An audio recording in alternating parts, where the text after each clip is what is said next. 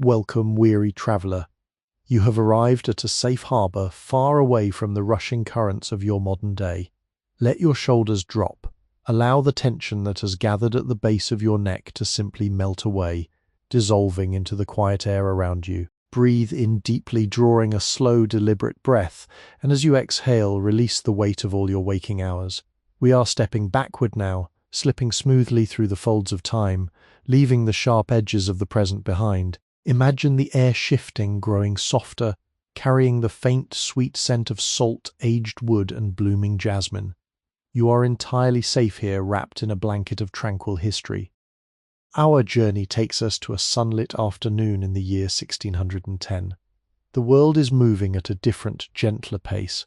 We are drifting toward the floating city, the serene Republic of Venice, where the water gently kisses the stone foundations of ancient palazzos. There are no sudden noises here, only the rhythmic lap of the jade-green tide against moss-softened steps and the distant, melodic call of a lone gondolier. The light is turning golden, filtering through slightly imperfect panes of glass, warming the worn terracotta tiles beneath our feet. Let your eyes grow heavy as we step into this quiet pocket of the past. Rest peacefully here with me. There is truly nothing left for you to do, nowhere else to be but right here and now. Before we settle fully into the rhythm of the Lacemaker's studio, I invite you to become a permanent resident of our tranquil corner of time. If you find comfort in these peaceful journeys through history, please consider subscribing to the channel. By touching that button, you are weaving your own thread into our growing tapestry of dreamers and listeners.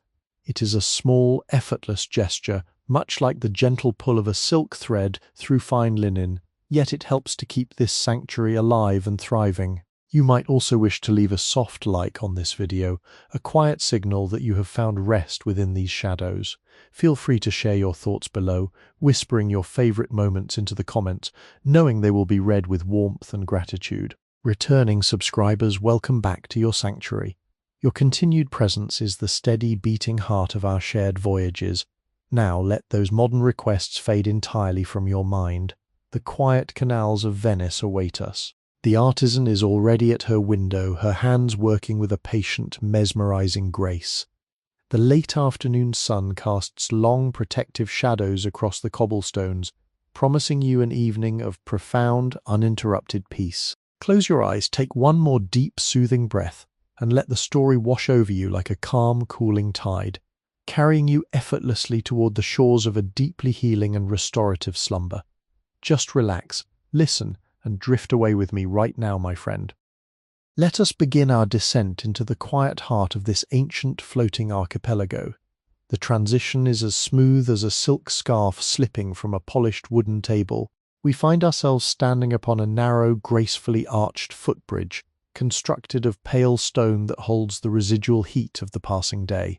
Below us, a slender canal weaves its way through the labyrinthine alleys, hidden from the bustling merchant squares and the crowded quays. This is a secluded artery of Venice, a place where time seems to pool and stagnate in the most beautiful, comforting way imaginable. There is a profound stillness here, a hush deepened by the subtle, rhythmic sounds of the surrounding environment. Cast your gaze downward to the surface of the water.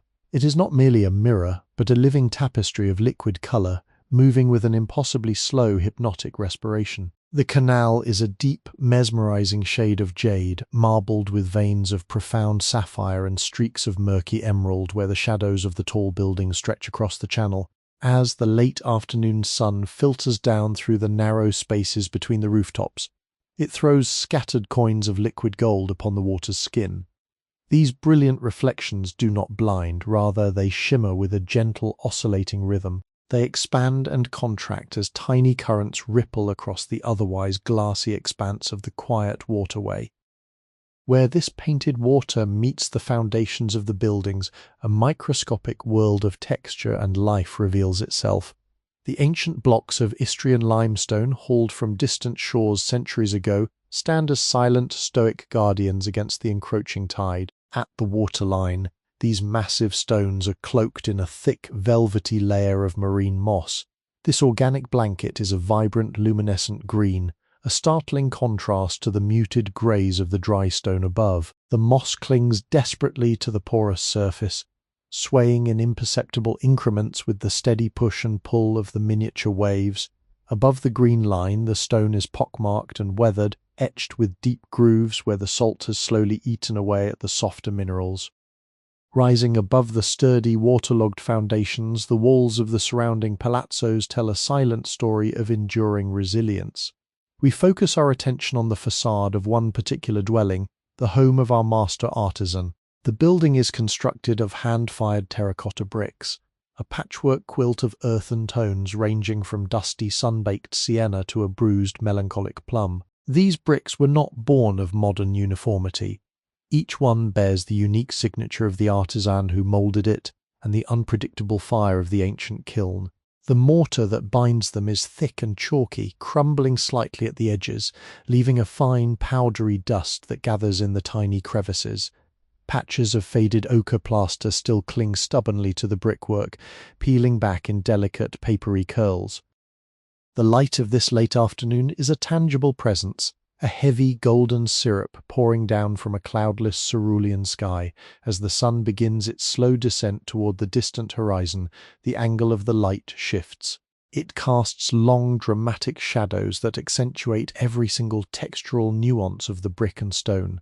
The rays act like a celestial spotlight, catching the microscopic particles of dust and pollen that drift lazily through the humid air. These tiny motes dance and swirl in the illuminated beams, moving in a chaotic yet entirely peaceful choreography. The golden light strikes the facade of the building, warming the ancient terracotta and coaxing a subtle, earthy warmth from the clay itself. Take a moment to simply breathe in the unique atmosphere of this specific moment in time. The air in 1610 is thick, carrying a complex bouquet of scents that tell the story of the lagoon city. There is the ever-present aroma of the sea, a crisp, briny tang of salt and dried seaweed grounding you in the maritime reality of the Republic. But woven through this salty foundation are softer, more domestic perfumes. You can detect the faint, comforting smell of seasoned wood smoke drifting from a distant chimney. It mingles with the yeasty aroma of fresh bread baking in a hidden communal oven down a shadowed alleyway. Occasionally, a soft thermal carries the sweet floral note of blooming jasmine, spilling over a nearby hidden courtyard wall. The soundscape of this hidden canal is a symphony of soothing vibrations that lull the mind into a state of profound rest.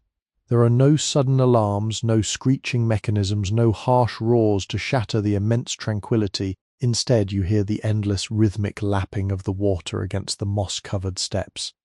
It is a sound like a wet sigh repeated over and over in an infinite, deeply comforting loop.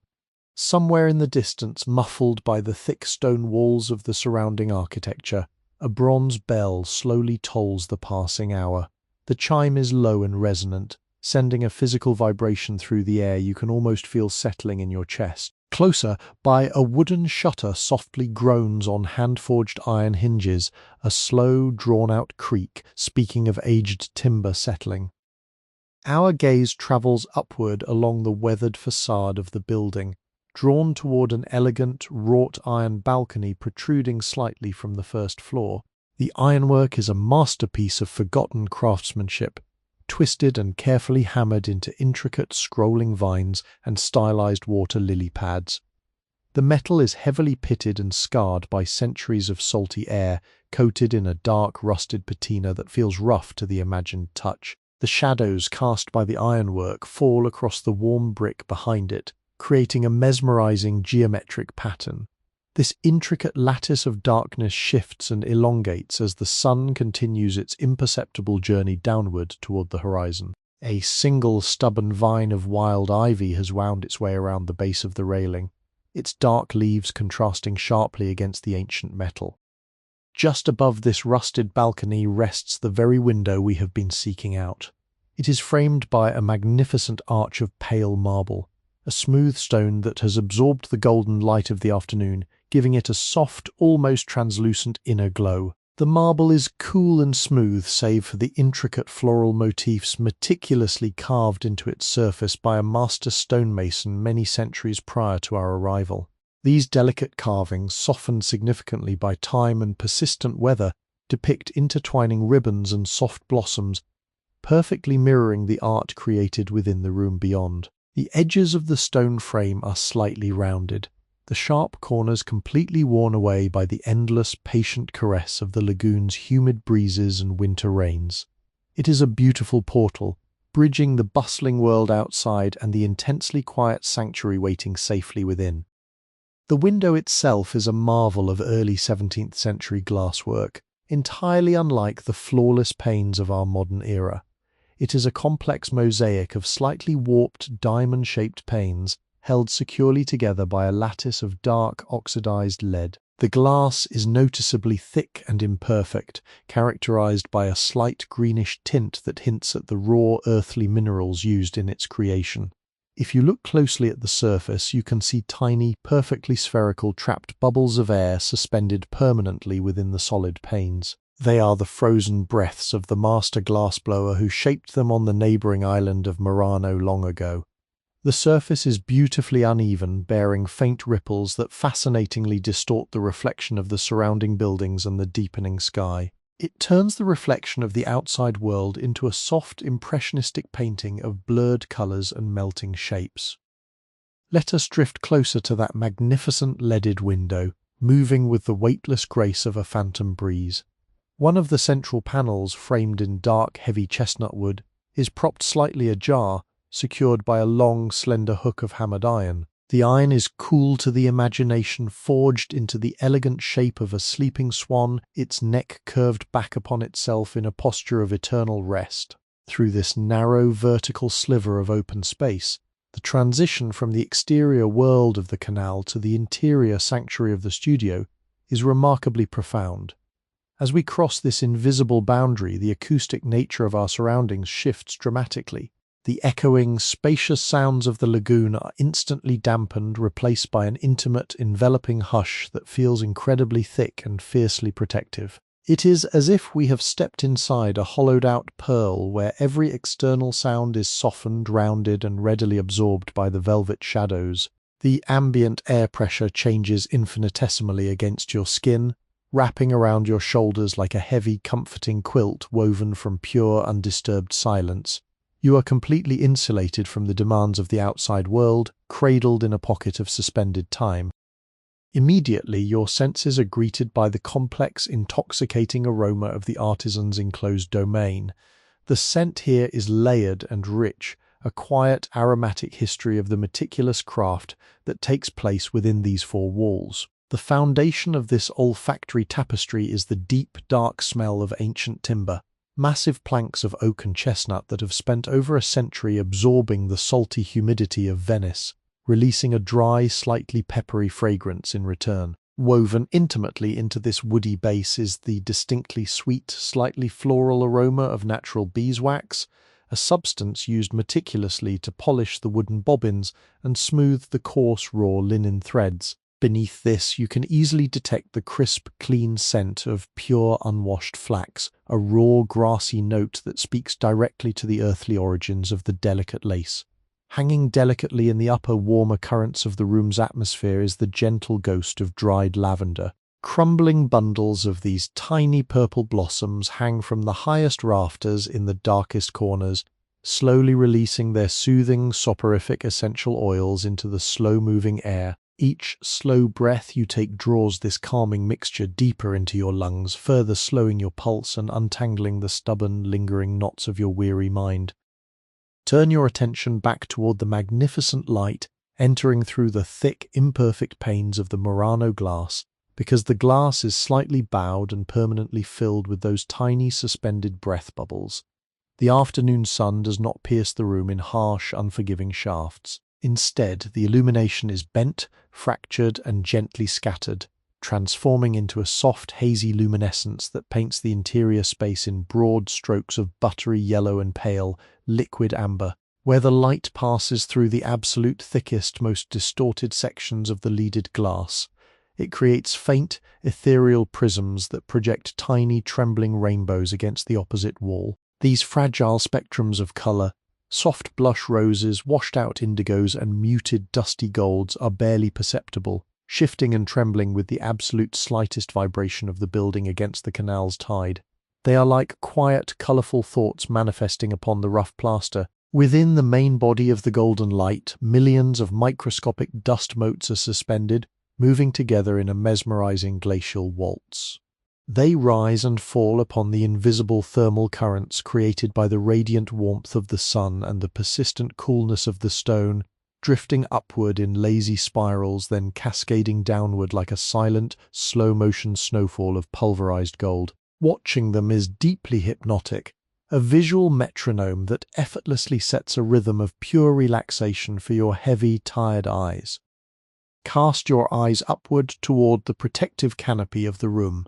The ceiling is not a flat, featureless expanse, but a magnificent, rugged display of raw architectural strength. Massive parallel beams of dark, aged larchwood span the entire width of the room, acting as the sturdy, unyielding ribs of this serene sanctuary. These timbers are incredibly heavy, hewn entirely by hand from towering trees that once grew in the distant snow-capped Dolomite Mountains. You can still clearly see the deep, rhythmic gouges and textured scars left behind by the carpenter's iron adze, marks made hundreds of years ago that tell a silent, honourable story of grueling, meticulous labour. The wood has darkened over the centuries to a rich, near-black shade of espresso, having absorbed the smoke of countless winter hearth fires and the dim, creeping shadows of the endless Venetian evenings. Spanning the spaces between these colossal main beams are smaller, secondary joists supporting the wide, flat planks of the floor above. In the very highest, most secluded corners where these beams intimately meet the plastered walls, delicate silvery threads of ancient spiderwebs stretch lazily across the dark gaps. They are not signs of neglect, but rather peaceful occupants of the quiet space, their intricate, geometric patterns catching the faintest glimmers of refracted light, shivering only slightly whenever a heavy wooden door is closed somewhere deep within the cavernous palazzo. Lower your gaze to the floor beneath you, the sturdy, enduring foundation upon which this quiet life is built. It is composed of immensely wide planks of European oak, beautiful trees felled centuries ago in deep, silent forests far away from this watery lagoon dominion. Time and the constant soft friction of leather-soled shoes have smoothed the surface of the wood until it feels almost exactly like polished, temperate stone beneath your imagined touch. The ancient planks are not perfectly flush. They bow and dip slightly, creating gentle, undulating wooden waves across the entire span of the room. Between each massive board, deep crevices have formed, filled firmly with the compacted dust of generations, permanently sealing the history of the room into the very floorboards. The grain of the oak is incredibly pronounced, acting as a complex topographical map of dark, swirling lines and tight, fascinating knots that look wonderfully like the walls of a giant, sleeping fingerprint. In the specific areas where the golden light reaches out and touches the wood, you can see the rich honeyed patina resulting from countless loving applications of natural oils and waxes. It is a protective, glowing layer that gives the floor a deep internal radiance, as if the wood itself is quietly holding on to the warmth of the sunlight long after the evening shadows have fully claimed the room.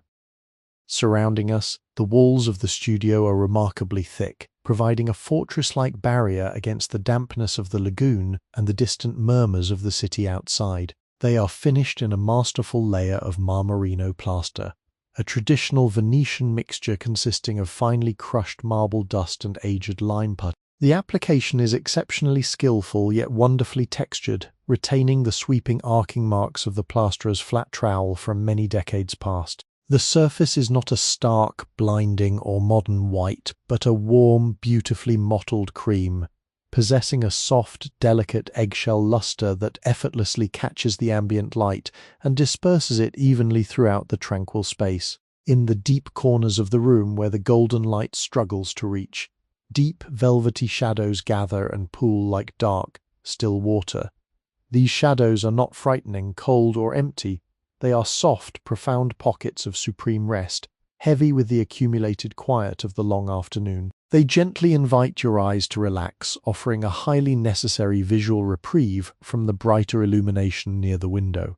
Within these shaded corners, the plaster feels noticeably cooler, stubbornly holding on to the nocturnal chill of the previous night, thereby creating a subtle, refreshing microclimate within the studio that keeps the atmosphere perfectly, wonderfully balanced. Everything in this enclosed room speaks entirely of patience, endurance, and an unwavering quiet dedication to the impossibly slow, beautiful passage of time. As our eyes fully adjust to the soft, diffused illumination of the inner sanctum, we are drawn inexorably toward the very heart of the room, the epicenter of quiet creation, here positioned perfectly to capture the most generous offering of the afternoon's fading light, rests the master artisan's dedicated workspace. The atmosphere immediately surrounding this specific area feels noticeably denser, charged with a profound sense of anticipation, yet wrapped in an absolute, unshakable stillness. It is a localized microclimate of intense focus and unparalleled tranquility. You can almost feel the residual warmth of countless hours spent in quiet concentration lingering in the space, a gentle, invisible aura that beckons you to step closer and observe the silent tools that shape such delicate beauty. There is no rush here, no urgency to begin or conclude. The objects simply exist in a state of perfectly balanced repose, slumbering beneath the warm amber gaze of the Venetian sun. The foundation of this creative altar is a magnificent heavy table crafted from a single imposing slab of dark Italian walnut. The wood is an absolute triumph of nature and time, possessing a depth of color that mimics the richest, darkest molasses, streaked with subtle, undulating veins of toasted caramel. Over the many decades of continuous daily use, the surface of this massive table has acquired a glorious patina that no modern factory could ever hope to replicate. It is a soft, frictionless sheen born of the natural oils from human hands, the gentle friction of coarse linen, and the countless patient applications of fragrant linseed oil. If you were to gently run your fingertips across the broad expanse of the table, you would feel a surface that is cooler than the ambient air, yet impossibly smooth, completely devoid of any sharp splinters or rough edges. The front lip of the table, where the artisan has leaned her forearms for a lifetime of afternoons, has been worn down into a perfectly smooth, sloping curve. This gentle indentation is a physical testament to devotion, a beautiful erosion carved not by rushing water but by the slow, dedicated rhythm of an artist, deeply at peace with her enduring craft.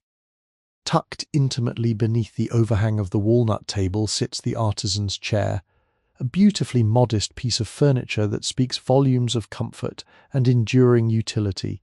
It is not an ornate throne of velvet and gold, but rather a simple, meticulously constructed framework of turned ashwood. The slender spindles forming the backrest are gently bowed, steamed, and permanently curved by a master carpenter to perfectly cradle the natural arc of the human spine. But it is the seat of the chair that holds the most fascinating sensory details. It is entirely woven by hand from dried river rushes, harvested from the marshy, brackish edges of the distant lagoon islands. These rushes, baked dry by the intense summer sun, are tightly braided into a complex geometric herringbone pattern that offers both remarkable strength and a surprising gentle elasticity. The dried reeds emit a very faint, deeply comforting fragrance, a subtle grassy aroma reminiscent of a warm, sleepy meadow in late August. As the light grazes the surface of the seat, it highlights the microscopic fraying of the oldest rushes, tiny golden fibers that stand up like fine shimmering hairs catching the sun, whispering stories of the countless quiet hours the artisan has spent seated precisely in this spot.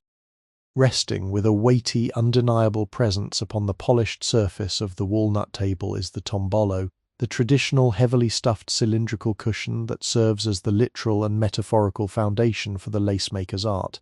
It is a surprisingly dense, weighty object, tightly packed with exceptionally fine, dry sawdust and coarse, raw sheep's wool.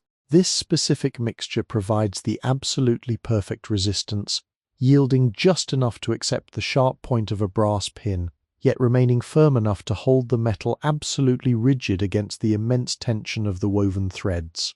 The exterior of the heavy cylinder is expertly enveloped in a remarkably thick, luxurious layer of dark forest green velvet. This specific fabric was chosen not merely for its aesthetic beauty, but for its functional ability to completely absorb any harsh reflected light, thereby severely reducing the strain on the artisan's weary eyes. The velvet is slightly crushed and flattened in the most utilized areas, the pile completely worn down to reveal the sturdy woven backing beneath. Where the nap of the velvet remains intact, it possesses a mesmerizing shadowy depth, absorbing the golden sunlight rather than reflecting it, creating a dark, soft void that incredibly anchors the workspace and draws the eye directly toward the center of the cushion. Pinned securely to the upper curve of the dark green velvet is a truly fascinating artifact. The master pattern, or cartina, which guides the artisan's complex choreography of threads. It is a small, rectangular strip of antique vellum, fashioned from the meticulously prepared, incredibly thin skin of a young calf. The parchment is naturally uneven, bearing a beautiful mottled coloration that ranges from a pale, creamy ivory to a deep, slightly translucent ochre. It is wonderfully stiff to the imagined touch, possessing a crisp, dry texture that is completely unlike paper made from modern wood pulp. Drawn onto the surface of this cured skin is a delicate, remarkably intricate blueprint of the lace to be born. The lines are traced in a dark iron gall ink that has oxidized over the years, shifting from a stark black to a warm, faded sepia tone that perfectly complements the golden light of the room. The ink lines form a sprawling, interconnected garden of stylized rosebuds, gently sweeping vines, and intricate geometric stars, yet the most captivating feature of the vellum is not the ink, but the countless microscopic perforations that follow the drawn lines. These tiny holes, pricked into the skin with absolute unwavering precision, are the vital anchor points for the entire creation, a constellation of miniature craters mapping the complex journey of the coming thread. Filling these tiny perforations, standing rigidly upright like a miniature, shining forest of incredibly slender trees, are hundreds of hand-forged brass pins.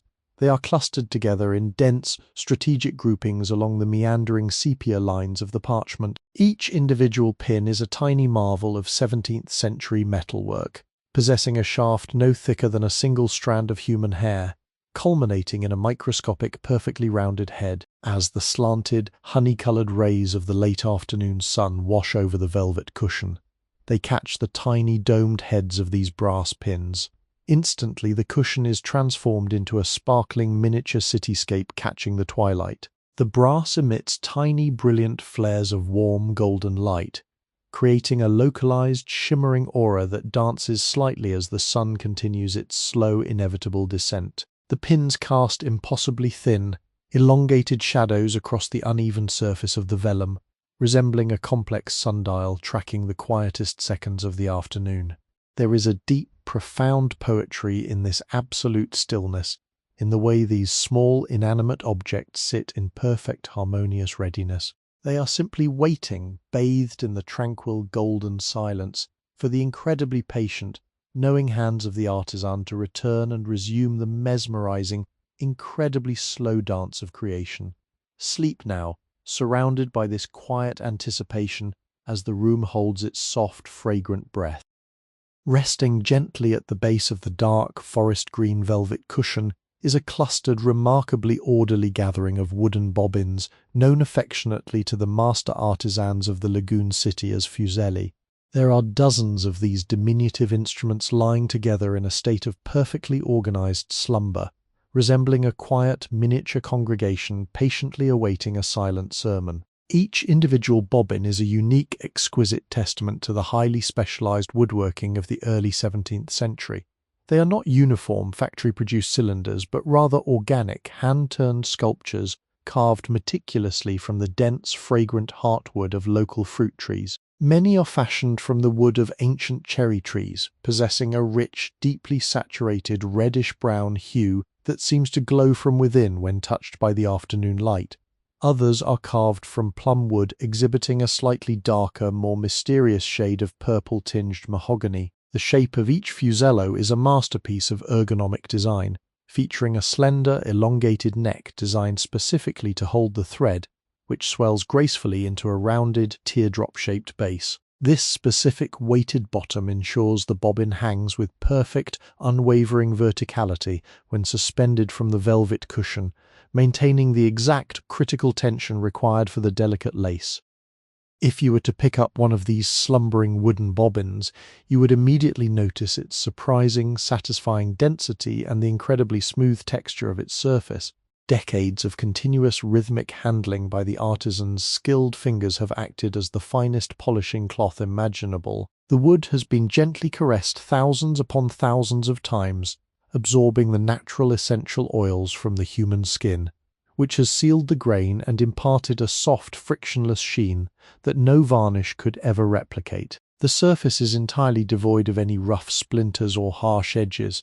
It feels as soft and yielding to the imagined touch as a piece of beautifully worn sea glass resting on a sandy shore. When the artisan is at work, these bobbins click and clack against one another in a rapid, mesmerizing rhythm, creating a sound much like a gentle wooden rain falling upon a soft roof.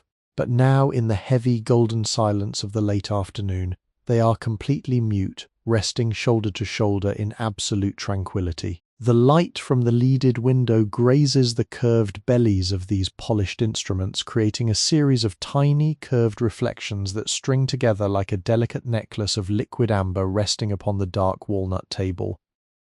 Wound tightly and precisely around the slender, grooved necks of these wooden bobbins is the very lifeblood of the lacemaker's enduring craft, the raw, impeccably spun linen thread. To call it merely thread is a profound understatement.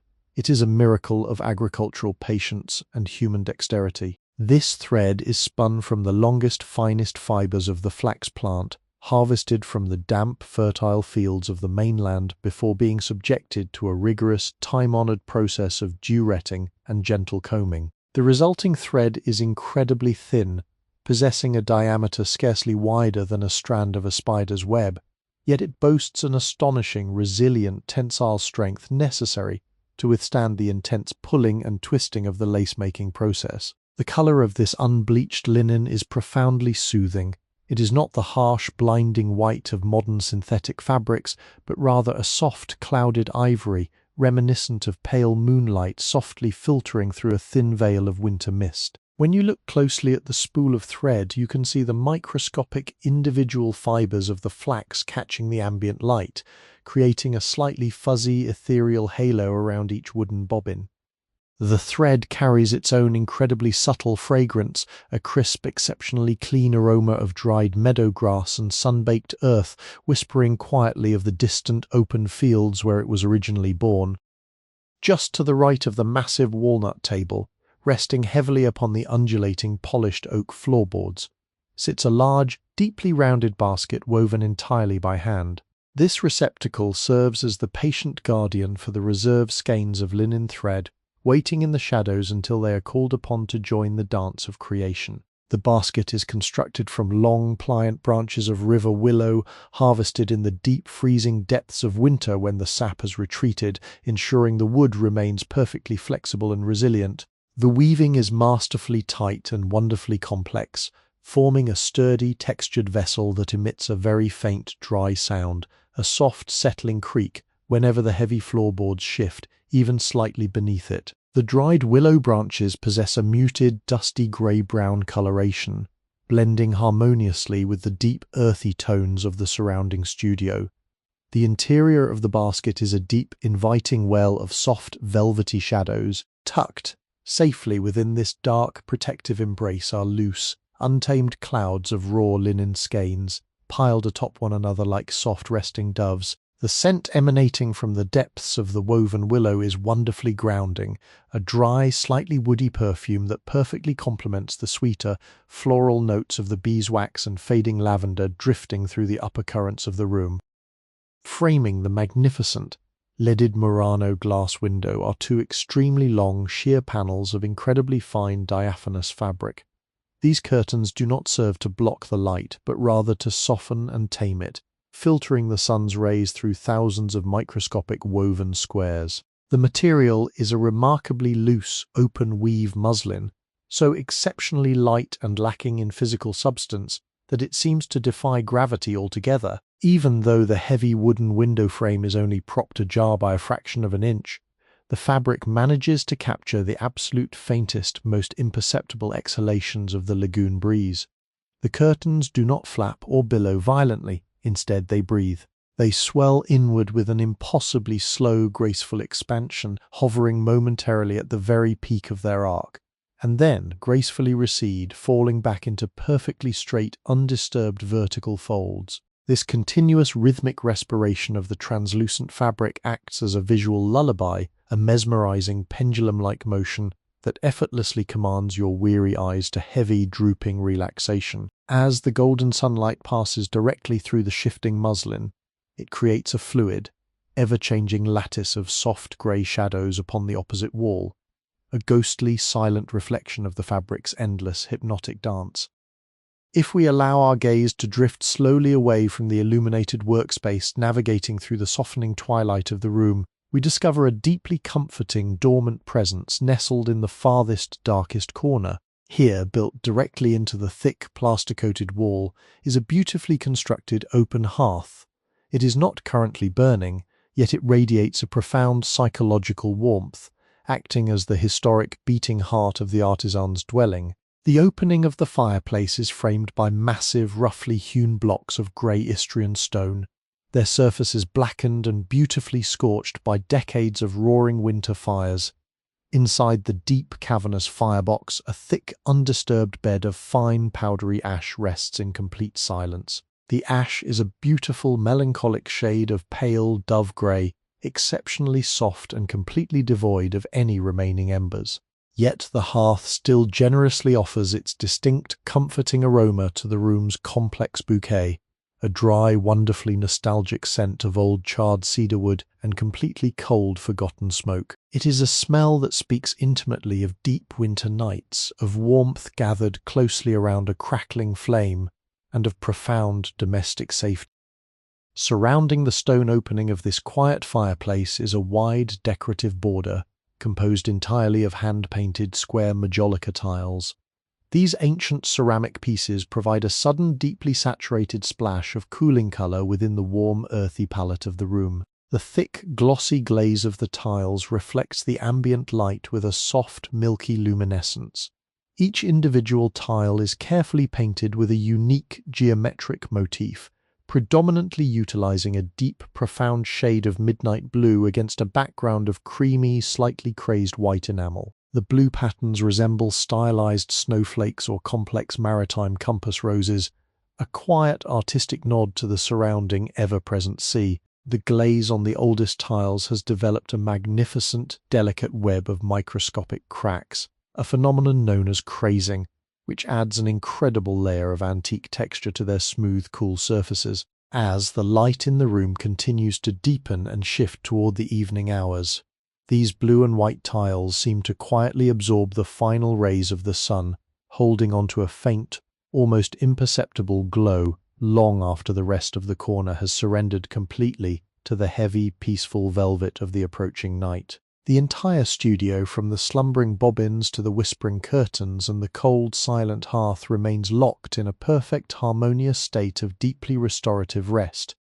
Let us slowly turn our wandering gaze away from the magnificent golden warmth of the main canal window and drift silently toward the very back of the artisan's tranquil studio. Here, tucked securely away in the deep velvety shadows of the rear wall, exists a secondary aperture, a much smaller, beautifully arched window that offers an entirely different, uniquely secluded perspective of the surrounding Venetian architecture. As we glide effortlessly across the undulating polished oak floorboards, the temperature of the air surrounding us undergoes a microscopic, delightfully refreshing transformation. The heavy, amber heat of the late afternoon sun is gently replaced by a cooler, significantly more humid microclimate. The light in this secluded corner is no longer a bright, buttery yellow, but rather a soft, muted and melancholic shade of aquatic blue-green, heavily filtered through the dense, overhanging foliage of the hidden space lying just beyond the glassless frame. The incredibly thick plaster walls enveloping this small window feel notably cooler to the imagined touch, stubbornly holding on to the deep nocturnal chill of the ancient heavy stone foundation. The window itself is not paned with the intricate leaded Murano glass of the front facade, but is instead left entirely open to the mild elements, secured only by a heavy, beautifully aged framework of dark, wrought iron. The bars of this protective grating are thick and exceptionally sturdy, yet they have been significantly softened by centuries of persistent lagoon moisture, coated in a deep, powdery patina of rust that closely resembles a delicate dusting of fine, dark cocoa.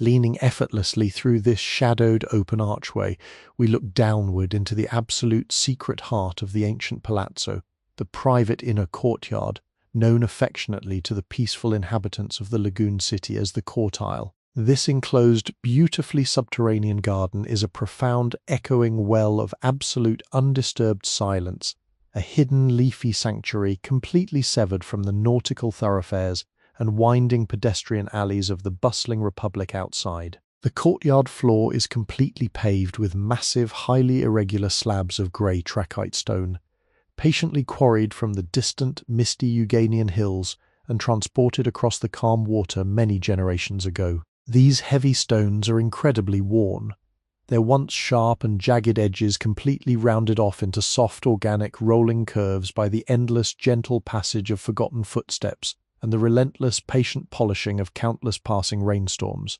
Between these ancient, heavy paving stones, deep, wonderfully intricate crevices have naturally formed, filled to the very brim with soft, dark, nutrient-rich earth and a vibrant emerald carpet of miniature moss. This creeping moss acts as a remarkably soft organic mortar, tracing complex, meandering green rivers across the entire expanse of the shadowy courtyard floor. Because this enclosed space receives only a fleeting, highly rationed hour of direct sunlight at the very apex of the day, the stones remain perpetually cool and slightly damp, continuously releasing a deeply comforting, earthy aroma into the stagnant air. It is the rich, primeval scent of wet soil, crushed ferns, and the cool, heavy breath of the ancient, waterlogged foundation. Perspective, in the mathematical centre of this quiet, stone-paved sanctuary sits the true historic lifeline of the entire dwelling, the magnificent Vera da Pozzo, the carved stone wellhead. It is an awe-inspiring monolithic piece of early craftsmanship, carved entirely by hand from a single colossal block of pale creamy Istrian limestone. The overall shape is a sturdy, imposing cylinder, yet its exterior surface is a masterful display of early Renaissance relief carving, heavily softened and thoroughly romanticized by the relentless, invisible hands of time. Spanning the wide circumference of the stone wellhead are four magnificent, beautifully stylized winged lions of St. Mark, the enduring protective symbol of the serene Venetian Republic. These majestic guardians are deeply weathered, their roaring muzzles and beautifully detailed feathered wings have been gently blurred by the humid, salty air, completely transforming their once aggressive, regal postures into expressions of calm, sleepy benevolence. The stone lip resting directly beneath the paws of these sleeping lions is profoundly indented, bearing the unmistakable, incredibly smooth scars where thick, woven hemp ropes have been hauled over the edge thousands upon thousands of times to silently draw the precious, sweet water from the deep hidden clay cisterns buried far below the city. Capping this magnificent stone structure is a remarkably heavy, perfectly circular lid of dark, riveted iron, securing the watery depths below and providing a perfectly flat, quiet resting surface for a few stray, golden autumn leaves that have spiraled gently down from the high hidden terraces far above. Clinging tenaciously to the damp, imposing vertical walls completely surrounding this secluded courtyard is a lush, vertical forest of incredibly resilient, shade-loving flora. The dominant, overwhelming presence is a massive, incredibly ancient creeping fig vine, its thick, deeply woody roots anchoring securely into the crumbling, chalky mortar of the original terracotta bricks. The vine spreads gracefully outward in a vast, complex web of dark, grasping tendrils, covering nearly 3/4 of the entire interior architectural facade in a dense, deeply overlapping blanket of foliage. The tiny leaves of this creeping fig are perfectly heart-shaped and possess a profound, remarkably dark green coloration that appears almost beautifully black in the heavy gathering shadows of the late afternoon. They overlap one another with the precise, remarkably repetitive geometry of soft scales, intentionally trapping a thick, highly insulated layer of humid, fragrant air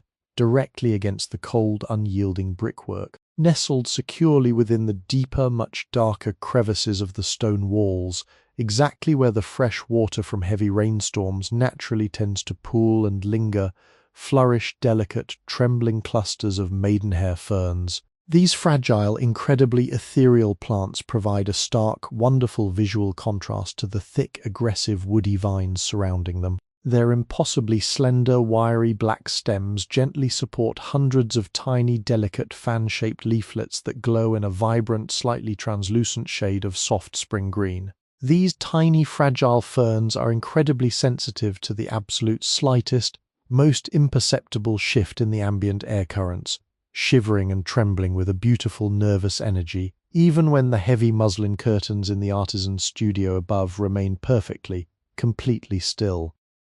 The acoustic environment contained within this hidden, stone-walled courtyard is a breathtaking masterpiece of natural sonic insulation.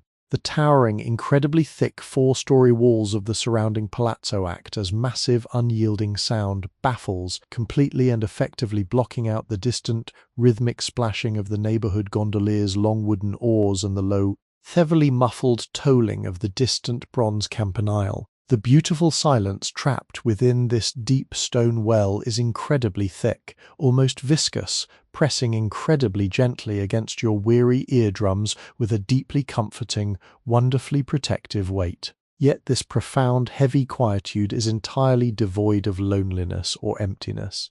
It is punctuated gracefully by its own unique, deeply soothing micro-symphony. From somewhere unimaginably high above, completely hidden within the complex overlapping terracotta tiles of the sloping roof, a single microscopic bead of condensed moisture slowly gathers its weight. It gently swells, stretches incredibly thin, and finally surrenders completely to the undeniable pull of gravity, plummeting silently through the damp, heavily stagnant air of the courtyard. It strikes the heavy, rusted iron lid of the Vera da Pozzo with a remarkably soft, beautifully resonant, metallic chime. This solitary, delicate note echoes wildly yet softly within the confined, stony space, bouncing gently off the damp brick walls, travelling smoothly up the ancient creeping vines, and filtering slowly back through the rusted iron bars of the artisan's small arched window. The beautiful sound rings out for a miraculously long, drawn-out moment, a slow, gently fading vibration that gradually and peacefully dissolves entirely back into the heavy green silence of the space. As you lean comfortably against the incredibly thick, delightfully cool plaster of the arched window frame, breathing in the rich, heavy, earthy perfume of the damp stones and crushed, vibrant ferns, a gentle wave of profound, unparalleled lethargy washes slowly over your weary, heavy limbs. The air residing here is so incredibly heavy, so completely saturated with endless peace and profound historical stillness, that it feels almost exactly like a gentle physical velvet weight pressing softly down upon your tired shoulders, whispering for you to move toward a state of complete, unbroken surrender. The deep shadows resting in the hidden corners of the courtyard are beginning to lengthen and merge together, expanding slowly upward from the moss-filled crevices and gently swallowing the pale carved stone lions of the ancient silent wellhead. The muted, deeply aquatic blue-green light, filtering down from the narrow, square opening far above, is growing steadily and undeniably darker, transitioning beautifully into a rich, deep, sleepy twilight shade of indigo and crushed, dark slate. There is absolutely nothing required of you in this hidden, completely forgotten space. The courtyard has existed precisely like this, damp, silent, and incredibly perfectly safe, for hundreds of uninterrupted years, and it will effortlessly continue to dream its quiet, heavy stone dreams long after you have drifted softly away into a deeply restorative, profoundly healing slumber. Let the cool, deeply humid air wrap around you like a heavy, comforting blanket. Let the absolute stillness of the ancient, moss-covered stones permanently anchor your wandering mind. Surrender completely.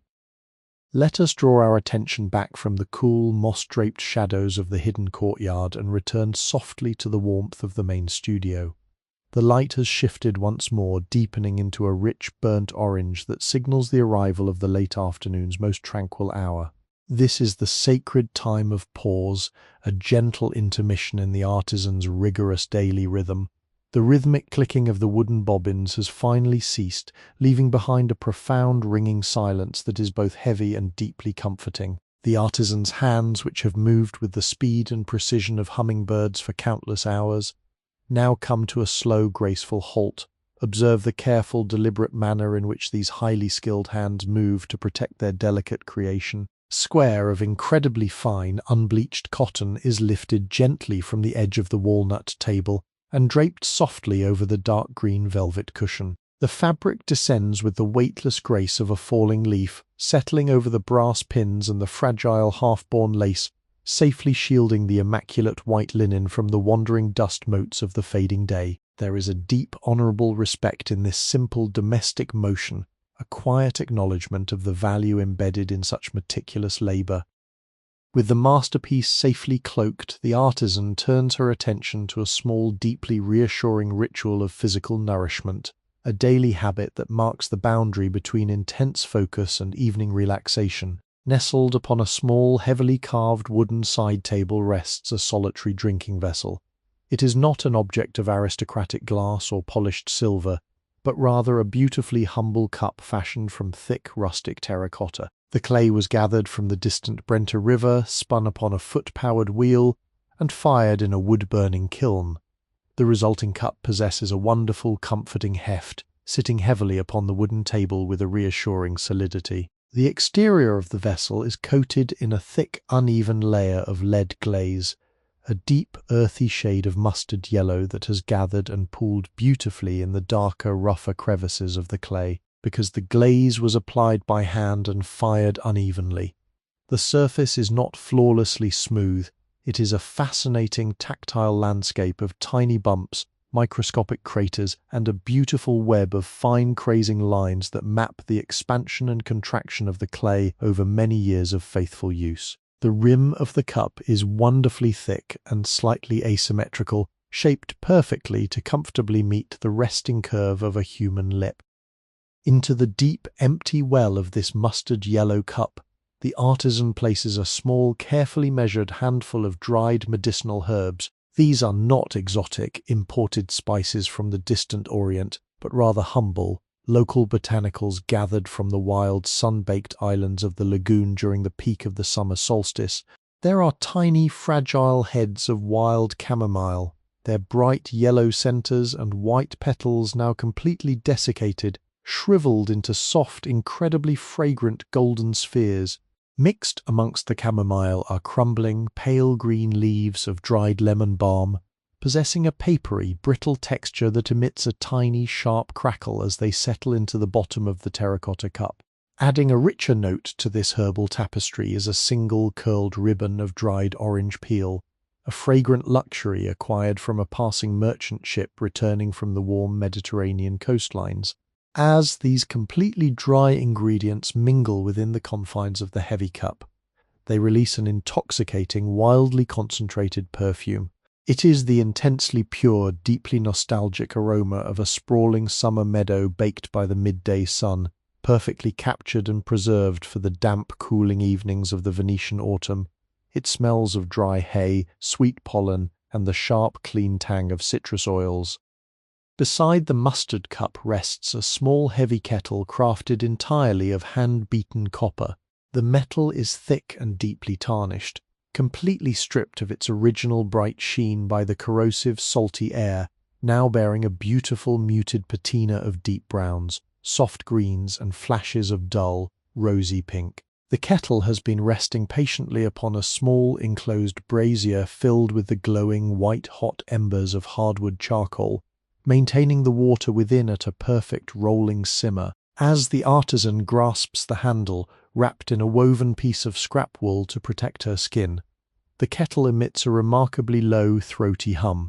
She tilts the copper spout over the waiting terracotta cup, and the hot water descends in a perfectly clear, unbroken, twisting crystal ribbon. The sound of the pouring water is deeply melodic, a bright, bubbling liquid arpeggio that gently breaks the heavy silence of the room for just a fleeting, beautiful moment.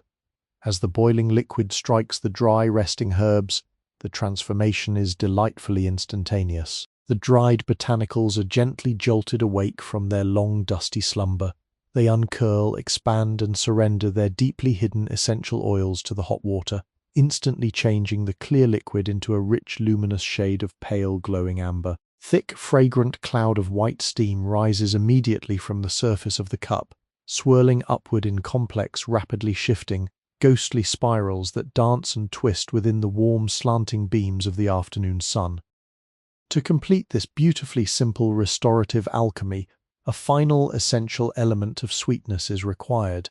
The artisan reaches for a small, shallow dish of pale olive wood, upon which rests a sticky, heavily coated wooden spoon. This spoon dips deep into a small-lidded ceramic jar, emerging heavy with a thick, impossibly viscous prize, a generous portion of raw, unrefined chestnut honey. This honey is a dark, mysterious shade of translucent mahogany, entirely unlike the pale, watery clovers of modern times. It was collected by wild bees foraging exclusively in the dense, shaded, ancient chestnut forests of the mountainous mainland. As the artisan holds the wooden spoon directly over the steaming cup, the dark honey stretches downward in a perfectly smooth, agonizingly slow golden thread. It falls into the hot amber liquid and immediately sinks heavily to the very bottom, forming a dark, pooling cloud of pure, concentrated sweetness. With a few slow, deliberate turns of the wooden spoon, the honey dissolves completely, swirling beautifully into the herbal infusion. The gentle, rhythmic clinking of the wooden spoon against the rough, glazed interior of the heavy terracotta cup creates a wonderfully soothing, repetitive sound, a tiny domestic percussion that signals the true beginning of the evening's rest. Finally, the artisan cups her weary, aching hands firmly around the thick, heavy bowl of the mustard-yellow cup. The intense, comforting heat of the steeped liquid transfers immediately through the thick terracotta walls, seeping deeply into the joints of her fingers, melting away the stiff, cold fatigue accumulated from hours of incredibly tight, microscopic manipulation of the linen thread. The warmth is profoundly physical, a deep, spreading comfort that travels slowly up her forearms and settles gently into her shoulders. She lifts the cup slowly, allowing the thick, fragrant cloud of swirling steam to caress her face. The complex aroma of the sweet chamomile, the bright, sharp lemon balm, and the dark, earthy chestnut honey fills her lungs with every slow, deliberate breath, acting as a highly potent, naturally calming tonic for both the weary body and the overactive mind. She takes a small, cautious sip. The liquid is hot, coating the throat with a deeply soothing, velvety sweetness that immediately warms the chest. In this profoundly quiet, isolated moment, surrounded by the heavy, fading light and the soft, dusty shadows of the ancient studio, time seems to stop completely. There is only the overwhelming comfort of the hot cup, the sweet, earthy aroma of the steeping herbs, and the heavy, undeniable pull of deep, approaching rest. Sink down into this specific, intensely peaceful moment. Feel the imagined warmth spreading smoothly through your own hands, radiating steadily through your fingers, and allowing the sweet, herbal fragrance to completely wash away the last remaining traces of your waking day. As the deeply comforting warmth of the amber herbal infusion radiates slowly outward from the center of her chest, the artisan permits her rigid posture to finally completely soften. For countless uninterrupted hours, her spine has been held in a state of strict, unwavering verticality, her shoulders drawn tightly forward in absolute devotion to the microscopic demands of the lace. Now, with a long, slow, imperceptible exhalation, that accumulated muscular armor is gently dismantled. She sinks slightly deeper into the woven rush seat of the ashwood chair, allowing the beautifully curved wooden spindles of the backrest to fully support the heavy, exhausted weight of her frame. This simple, deeply human transition from intense labor to quiet repose is accompanied by a symphony of subtle, incredibly intimate sounds. The soft, incredibly faint rustling of layered fabrics shifting, stretching, and finally settling into new, relaxed folds. It is a moment of profound physical surrender, a deeply necessary unraveling of tension that invites you, the silent observer, to effortlessly mirror her release, allowing your own weary limbs to grow heavy and completely still. The garments enveloping the artisan are a fascinating, highly textured reflection of 17th-century Venetian domestic life, each layer telling a quiet story of practicality and enduring craftsmanship. Her outermost layer, a wonderfully voluminous overdress, is constructed from a remarkably dense, heavily woven sheep's wool.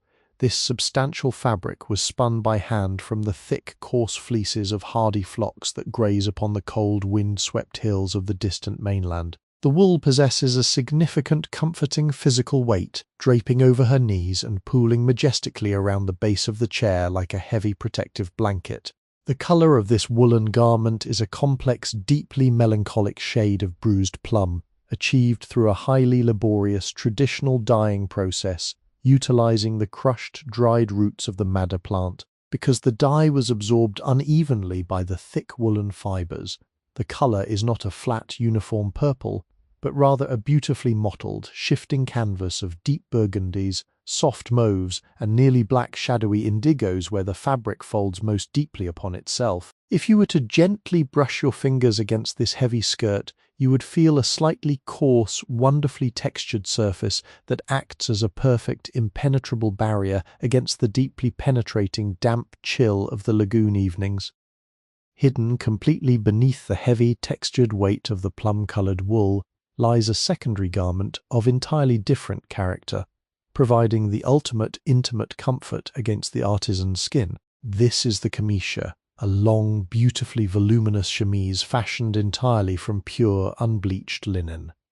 Unlike the stiff, raw thread used upon the velvet lace cushion, the linen of this undergarment has undergone a magnificent softening alchemy through years of devoted use. It has been washed countless times in the mildly brackish waters of the canals, beaten rhythmically against smooth grey stone steps with wooden paddles, and laid out flat to bake under the intense purifying heat of the Mediterranean sun. Through this endless cycle of washing and wearing, the linen has lost all of its original rigidity, transforming into a fabric of unparalleled, cloud-like softness. It feels incredibly smooth and wonderfully cool against the skin, possessing a gentle, yielding drape that moves effortlessly with every single breath she takes. The seams of this hidden garment are sewn with microscopic, perfectly spaced stitches, a quiet testament to the artisan's inherent skill even in the most unseen domestic corners of her life. As the fabric shifts, it releases the absolute faintest, cleanest aroma, a beautiful, nostalgic scent of harsh lye soap, dried lavender sprigs, and the crisp, unmistakable smell of sunshine permanently trapped within the soft-woven fibres. With her hands now wonderfully warmed by the heavy terracotta cup, the artisan turns her attention to the aching arches of her tired feet. Slowly, deliberately, she uncrosses her ankles and gently pushes her heels out of her sturdy, practical work shoes. These highly functional shoes are crafted from thick, heavily tanned cowhide, a robust leather that has been cured using the bitter, astringent bark of oak trees to ensure absolute waterproof resilience against the notoriously damp, frequently flooded cobblestones of the lagoon city. The leather is a deeply saturated, dark chocolate brown, heavily scuffed and beautifully scarred around the rounded toes from years of navigating the narrow, stone-paved alleyways. As the right shoe is finally coaxed off, it drops the mere inch to the solid oak floor below, making a soft, deeply resonant, and heavily muffled thud. It is a tremendously satisfying sound, an acoustic punctuation mark that decisively ends the working portion of the day. The left shoe follows with a similar comforting hollow strike against the ancient floorboards. The simple act of removing these heavy, restrictive enclosures brings an immediate, overwhelming sense of rushing relief to the confined muscles and tired bones of her feet. Now clad only in wonderfully thick, hand-knitted woolen stockings of a pale, undyed oatmeal colour, the artisan slowly lowers the soles of her feet directly onto the ancient, undulating oak floorboards. The sensation is one of immediate, profound grounding. The incredibly wide wooden planks have absorbed the cool ambient temperature of the deep shadows gathering beneath the heavy walnut table, as the warm, deeply sensitive arches of her feet press gently against the remarkably smooth, hand-polished surface of the wood. A deeply refreshing, stabilizing chill travels slowly upward through her ankles. She can intimately feel the microscopic, beautiful imperfections in the ancient oak, the gentle rolling rise of a tight circular wood knot, the incredibly slight, comforting depression where the carpenter's heavy iron plane bit slightly deeper into the grain centuries ago, and the perfectly smooth, dust-filled crevices separating each massive board. This quiet, tactile connection between the soft woolen stockings and the hard, deeply historic foundation of the room anchors her completely to the present moment, washing away the dizzying, microscopic focus required by the intricate lace-making and replacing it with a broad, heavy, earthly awareness. Seeking the final, absolute release from the day's intense physical confinement, the artisan raises her gracefully arched hands to the back of her neck. For the entirety of the long afternoon, her incredibly thick, dark hair has been bound tightly into a complex, perfectly secured coil at the very crown of her head, held rigidly in place by a single beautifully polished wooden hairpin. This slender, highly functional object is carved from a piece of dark, exotic ebony, its surface worn incredibly smooth by the natural, nourishing oils of her hair. With a slow, deliberate motion, her fingers find the smooth head of the wooden pin and draw it smoothly out from the center of the heavy coil. Instantly, the immense tension is broken. The beautifully heavy, dark mass of hair unspools and cascades downwards in a sudden, breathtaking rush, falling over her tired shoulders and tumbling beautifully down the back of the simple linen chemise like a dark, silent waterfall. The sudden release of this tightly bound weight from the scalp sends a beautiful, cascading shiver of pure, unadulterated relief traveling slowly down the entire length of her spine. As the heavy curtain of dark hair falls free and settles beautifully around her shoulders, it gracefully disturbs the stagnant, warm air completely surrounding her head, suddenly releasing a highly delicate, wonderfully intoxicating fragrance into the immediate atmosphere. It is the incredibly subtle, sweet perfume of pure distilled rose water, an absolute luxury carefully acquired from a highly skilled apothecary located deep within the bustling Rialto market. This precious floral essence, completely mixed with a few precious heavy drops of sweet almond oil, was patiently combed through the very ends of her hair precisely at dawn. Now, having been securely trapped within the tight, heavy bun for the entire duration of the long, warm afternoon, the fragrance is remarkably concentrated and deeply warmed by her own body heat. It is not an overpowering, sharp or artificial floral scent, but rather a deeply soft, wonderfully powdery and incredibly nostalgic aroma that speaks beautifully of hidden, walled monastery gardens blooming softly in the heavy, humid twilight. As you softly breathe in this delicate, imagined perfume, the scent wraps gently around your own weary mind, pulling you further and further down into a state of total, incredibly safe and beautifully fragrant relaxation. Let the heavy wool, the soft linen, and the sweet rosewater lull you completely into the waiting, velvet embrace of the evening.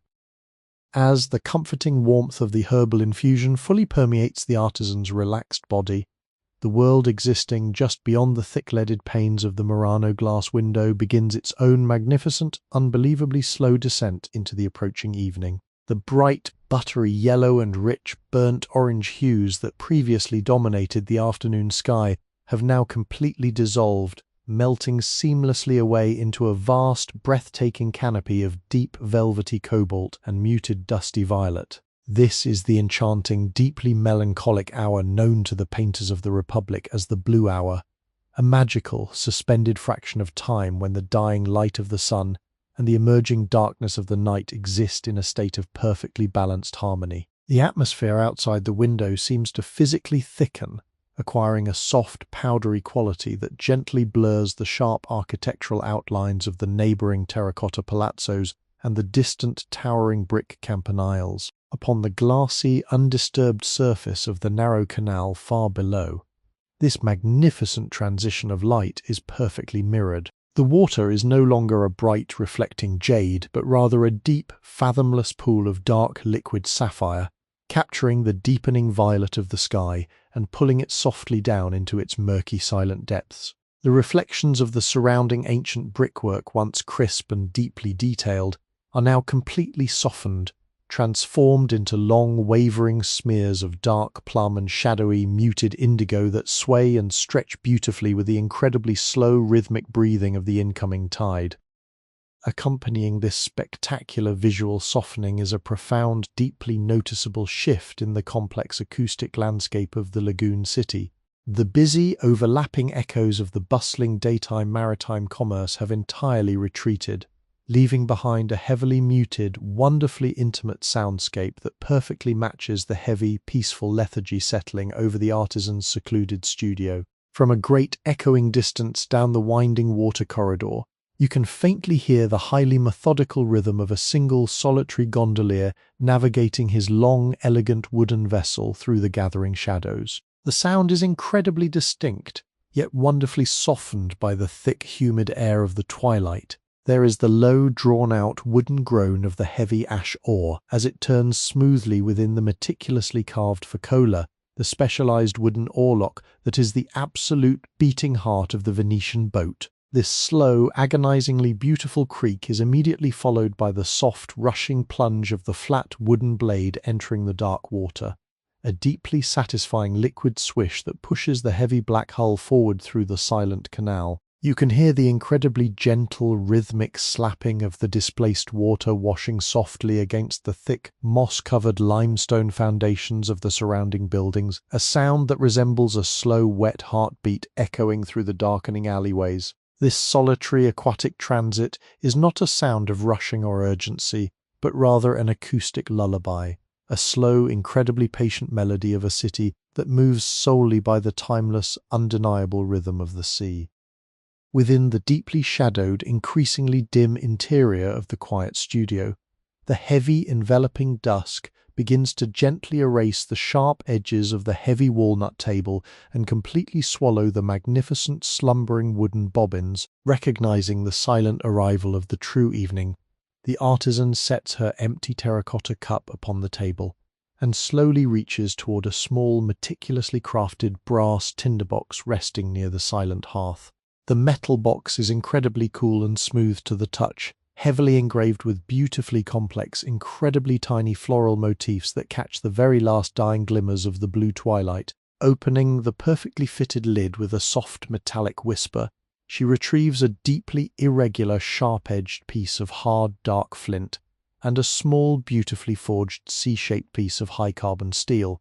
Cradling a small, fluffy pinch of highly combustible, deeply charred linen rag, the tinder within the curve of the hard flint, she brings the heavy steel down in a highly practiced, precise, striking motion. The collision of the hard steel against the unyielding stone produces a remarkably sharp, beautifully crisp clack, immediately followed by the miraculous birth of a single, impossibly bright shower of intensely hot, brilliant orange sparks. One solitary, glowing spark perfectly catches the edge of the dark, incredibly dry char cloth. It does not burst violently into flame, rather it creates a slow, beautifully agonizing, spreading ring of intense, glowing crimson heat that travels silently across the black fabric, releasing a very faint, incredibly sharp, deeply nostalgic aroma of burnt carbon and dry dust into the cooling air of the room. With absolute unwavering patience, the artisan gently touches the tip of a long, incredibly thin, dried pine splint directly to the glowing crimson edge of the smouldering charcloth. She blows upon it with a wonderfully soft, highly controlled, continuous breath, coaxing the tiny ember to transfer its intense heat to the flammable, sulfur-coated tip of the wooden sliver. Suddenly, with a beautifully soft whoosh, a tiny, pale blue and vibrant yellow flame is miraculously born. Shielding this fragile light carefully behind the curved palm of her hand, she carries the burning splint slowly across the heavily shadowed room, navigating the ancient oak floorboards entirely by memory, toward a heavy, ornate bronze candlestick resting in the center of the dark walnut table. Anchored securely within the dark metal of the holder is a remarkably thick, unbleached candle, hand-poured from the purest, finest beeswax harvested from the distant, blooming islands of the northern lagoon. As she gently introduces the flame of the pine splint to the thick cotton wick, the the wax immediately begins to melt and surrender to the heat. The flame hesitates for a beautifully tense fraction of a second, dancing nervously on the very tip of the wick, before finally catching hold and instantly blooming into a perfectly steady, magnificently bright, teardrop-shaped halo of pure golden luminescence. As the heat of the established flame begins to melt the very top layer of the thick cylinder, a perfectly clear, magnificent pool of liquid wax rapidly forms exactly around the base of the blackened wick. From this tiny glowing lake of melted gold, a profoundly rich, comforting fragrance begins to slowly emanate, permeating the heavy, stagnant air of the enclosed studio. It is the profoundly sweet, deeply luxurious, entirely natural perfume of pure, warm honey intricately mingled with the floral memories of millions of tiny wildflowers that once graced the sunny mainland meadows during the absolute peak of the past spring. The birth of this single brilliant point of golden light completely transforms the psychological and visual geography of the quiet enclosed space. The profound shadows that had previously gathered and pooled heavily in the far corners of the ancient room are instantly pushed back, forced to retreat and cower against the thick, cream-coloured marmerino plaster walls. However, these newly formed shadows are no longer completely static, heavy, or oppressive. Because the delicate flame of the beeswax candle is incredibly sensitive to the absolute slightest, invisible thermal currents drifting slowly through the studio, the golden light flickers and trembles in a beautifully continuous, highly rhythmic, hypnotic dance. Consequently, the elongated shadows cast by the heavily stuffed velvet lace cushion, the slumbering wooden bobbins, and the intricate brass pins begin to move and sway softly across the warm, polished surface of the dark walnut table. They stretch and beautifully recede, expanding and contracting like the slow, incredibly rhythmic breathing of some large, unseen, entirely benevolent creature resting peacefully in the dark. The entire room is now enveloped in a small, intensely private sphere of warm, golden radiance, effectively pushing the heavy blue darkness of the encroaching Venetian night securely against the thick, imperfect, warped panes of the leaded Murano glass window. You are safe within this small, glowing pocket of historical light. The world outside has vanished, leaving only the profoundly slow, incredibly steady, hypnotic trembling of the beautiful golden flame to gently guide your incredibly heavy, intensely tired mind toward the absolute edge of a deep, dreamless, perfectly restorative slumber. With the single golden teardrop of the beeswax candle fully established, casting its warm, highly rhythmic, dancing light across the heavily shadowed studio, the artisan turns her completely relaxed attention toward the deeply grounding necessity of her evening meal. There is no grand dining hall waiting for her, nor a chaotic kitchen filled with the clattering of heavy copper pots.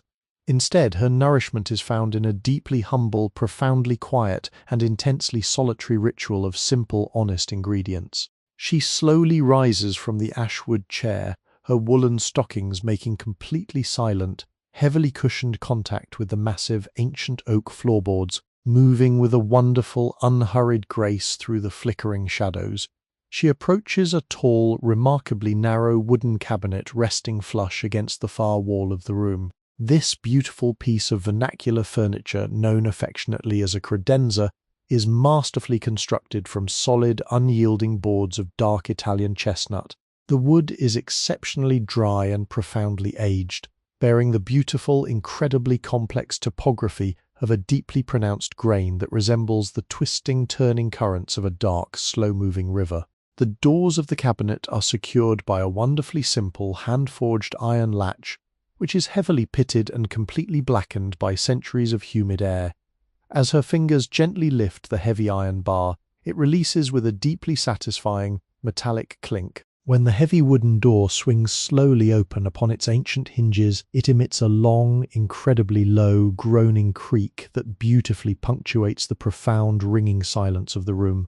From the dark, perfectly dry interior of this enclosed space, a magnificent, deeply comforting wave of highly concentrated aromas immediately spills outward into the studio, the wonderful dry scents of roasted grains, crushed hard spices, and the incredibly faint sweet memory of dried orchard fruits.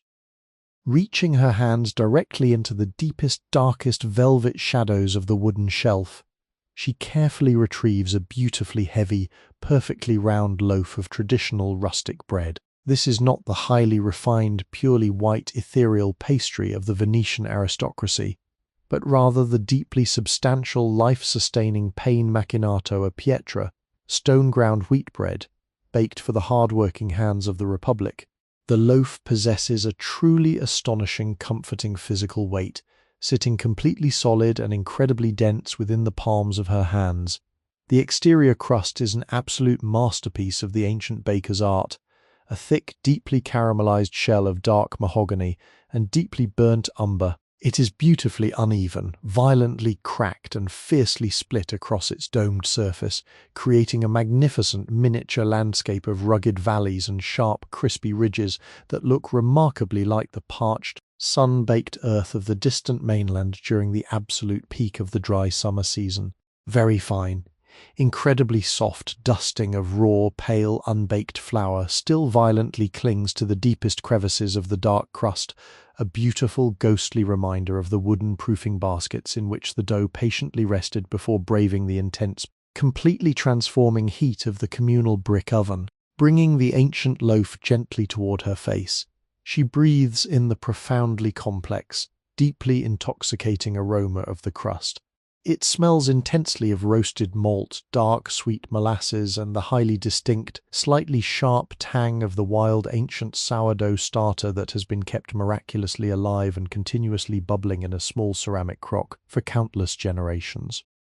Carrying the heavy loaf slowly back to the warmly illuminated walnut table, she gently places it down directly upon the smooth, polished wood. Beside it, she purposefully lays a highly specialized, deeply personal instrument of daily sustenance, an incredibly old, meticulously cared-for knife. The handle of this beautiful tool is fashioned from a solid piece of beautifully aged, naturally shed deer antler, naturally textured with deep, parallel ridges that perfectly organically accommodate the firm, secure grip of human fingers. The bone has darkened beautifully over many years of continuous use, absorbing the natural oils of the skin to acquire a wonderfully smooth, completely frictionless polish on its most elevated surfaces. The blade itself is forged entirely from highly temperamental, deeply reactive carbon steel. It is not bright or completely reflective. Instead, it is covered in a beautiful, entirely unique patina of swirling blues, dark greys, and muted charcoals, a permanently etched historical record of every single acidic fruit and savory cheese it has ever touched. Resting her left hand firmly upon the very top of the rounded crust to completely secure the heavy loaf, she places the edge of the dark steel blade against the hard, textured surface. With a slow, deliberate, incredibly firm, downward soaring motion, she decisively breaches the incredibly thick, highly resistant crust. The sound of this slow, methodical cutting is tremendously satisfying and deeply acoustic. A loud, delightfully abrasive, ripping crunch that violently echoes softly through the incredibly quiet room. As the heavy steel blade completely severs the crust and slices deeply down through the very center of the bread, a tiny, magnificent shower of crisp, dark, beautifully brittle crumbs cascades gently downward, scattering like tiny, completely silent meteors across the highly polished golden surface of the heavy walnut table. Once the loaf is completely opened, the striking, beautiful contrast between the dark, highly protective exterior and the incredibly soft, wonderfully vulnerable interior is perfectly revealed. The crumb of the bread, the soft inner matrix, is a beautifully pale, slightly translucent shade of creamy clouded ivory. It is completely riddled with a fascinating, highly irregular network of deep, glossy holes and tiny, perfectly spherical air pockets, completely created by the slow, miraculous expansion of the wild yeast gases during the long, cool night of fermentation. The interior texture is wonderfully springy and deeply elastic, feeling almost incredibly cool to the touch when compared to the heavy ambient warmth of the surrounding studio. To accompany this magnificent bread, she reaches into the deep pocket of her wool apron and slowly withdraws a small, heavy, roughly woven pouch. Opening the beautifully braided drawstring, She carefully pinches a small amount of incredibly coarse, raw sea salt, completely harvested by hand from the ancient, shallow, highly concentrated evaporation pans of the distant Servian coast. She drops this pure, unrefined salt directly onto a small, beautifully glazed, completely shallow majolica dish. The individual crystals are remarkably large and absolutely imperfect, roughly resembling tiny, completely shattered, beautifully translucent quartz pyramids. As they strike the incredibly smooth, highly resonant surface of the ceramic dish, they create a wonderfully sharp, completely dry, beautifully scattered clatter, a tiny domestic percussion that perfectly mirrors the falling breadcrumbs. The absolutely essential final element of this deeply humble, perfectly balanced meal rests heavily inside a small, delightfully round terracotta jug with a narrow, perfectly tapered neck. Grasping the cool clay handle, she slowly tilts the vessel exactly over the small majolica dish, completely aiming for the small, scattered mountain of coarse sea salt. From the dark, completely hidden interior of the jug, a thick, impossibly slow, entirely unbroken ribbon of incredibly pure, highly unrefined olive oil begins to elegantly pour downward. The viscosity of this magnificent liquid is truly mesmerizing to silently observe.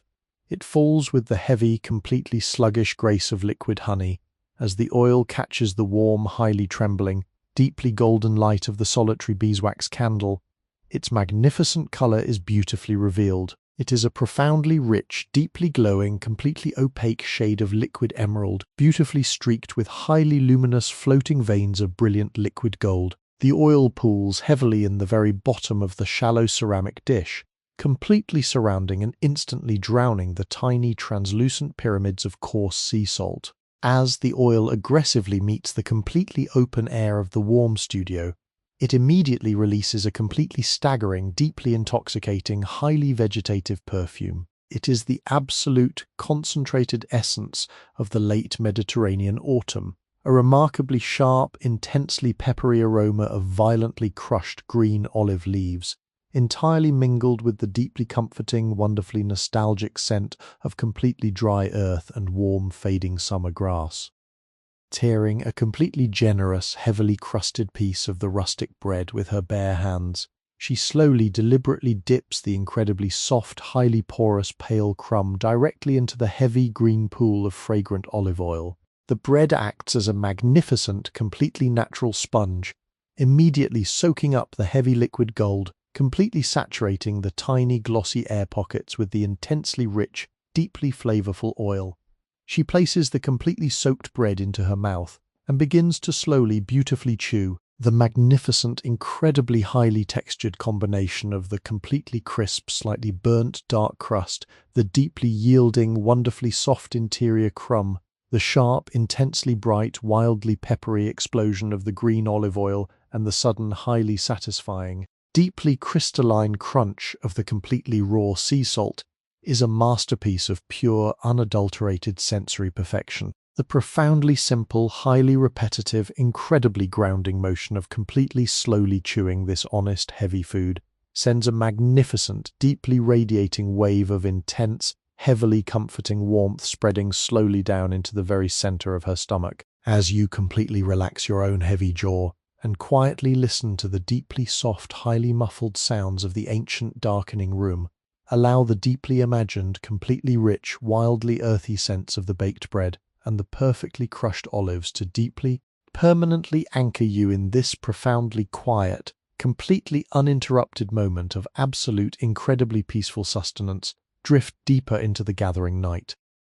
With the final, profoundly satisfying morsel of the rustic bread thoroughly consumed, and the very last drop of the golden olive oil carefully swept from the shallow majolica dish, the artisan concludes her humble evening meal. The quiet ritual of sustenance has beautifully served its purpose, deeply grounding her weary body and completely replenishing the silent, steady energy required for the gathering night. She gently sweeps the scattered remnants of dark, crispy breadcrumbs from the polished surface of the heavy walnut table, gathering them meticulously into the cupped palm of her hand before tossing them lightly into the cold, silent bed of ash within the waiting hearth. seeking to wash away the lingering, heavily fragrant oils of the olive and the coarse, floury dust of the baked crust. She slowly turns her attention toward a small, exceptionally sturdy washstand situated in the deepest, most tranquil corner of the enclosed studio. Resting securely upon the flat wooden top of this simple, unadorned stand is a massive, heavily proportioned pitcher crafted entirely from unglazed, deeply porous terracotta. This imposing vessel was fashioned from the dense, reddish-brown clay dug from the riverbanks of the distant mainland, and its exterior lacks any decorative refinement or glossy finish. Instead, the surface is wonderfully rough and incredibly textured, feeling almost exactly like a piece of entirely dry, sun-baked sandstone against the deeply sensitive pads of her fingertips. Because the unglazed clay is naturally porous, the pitcher continuously sweats an astonishingly microscopic amount of moisture, allowing the ambient air to beautifully cool the water trapped inside through the unbelievably slow, continuous process of natural evaporation. When she wraps her tired, aching hands around the thick, heavy handle of the pitcher, the clay feels profoundly, magnificently cold, offering a sudden, deeply refreshing shock that perfectly contrasts with the heavy, stagnant warmth of the dimly lit room. Resting directly beneath the heavy spout of the terracotta pitcher is a wide, shallow wash basin expertly beaten from a single continuous sheet of thick, unyielding copper.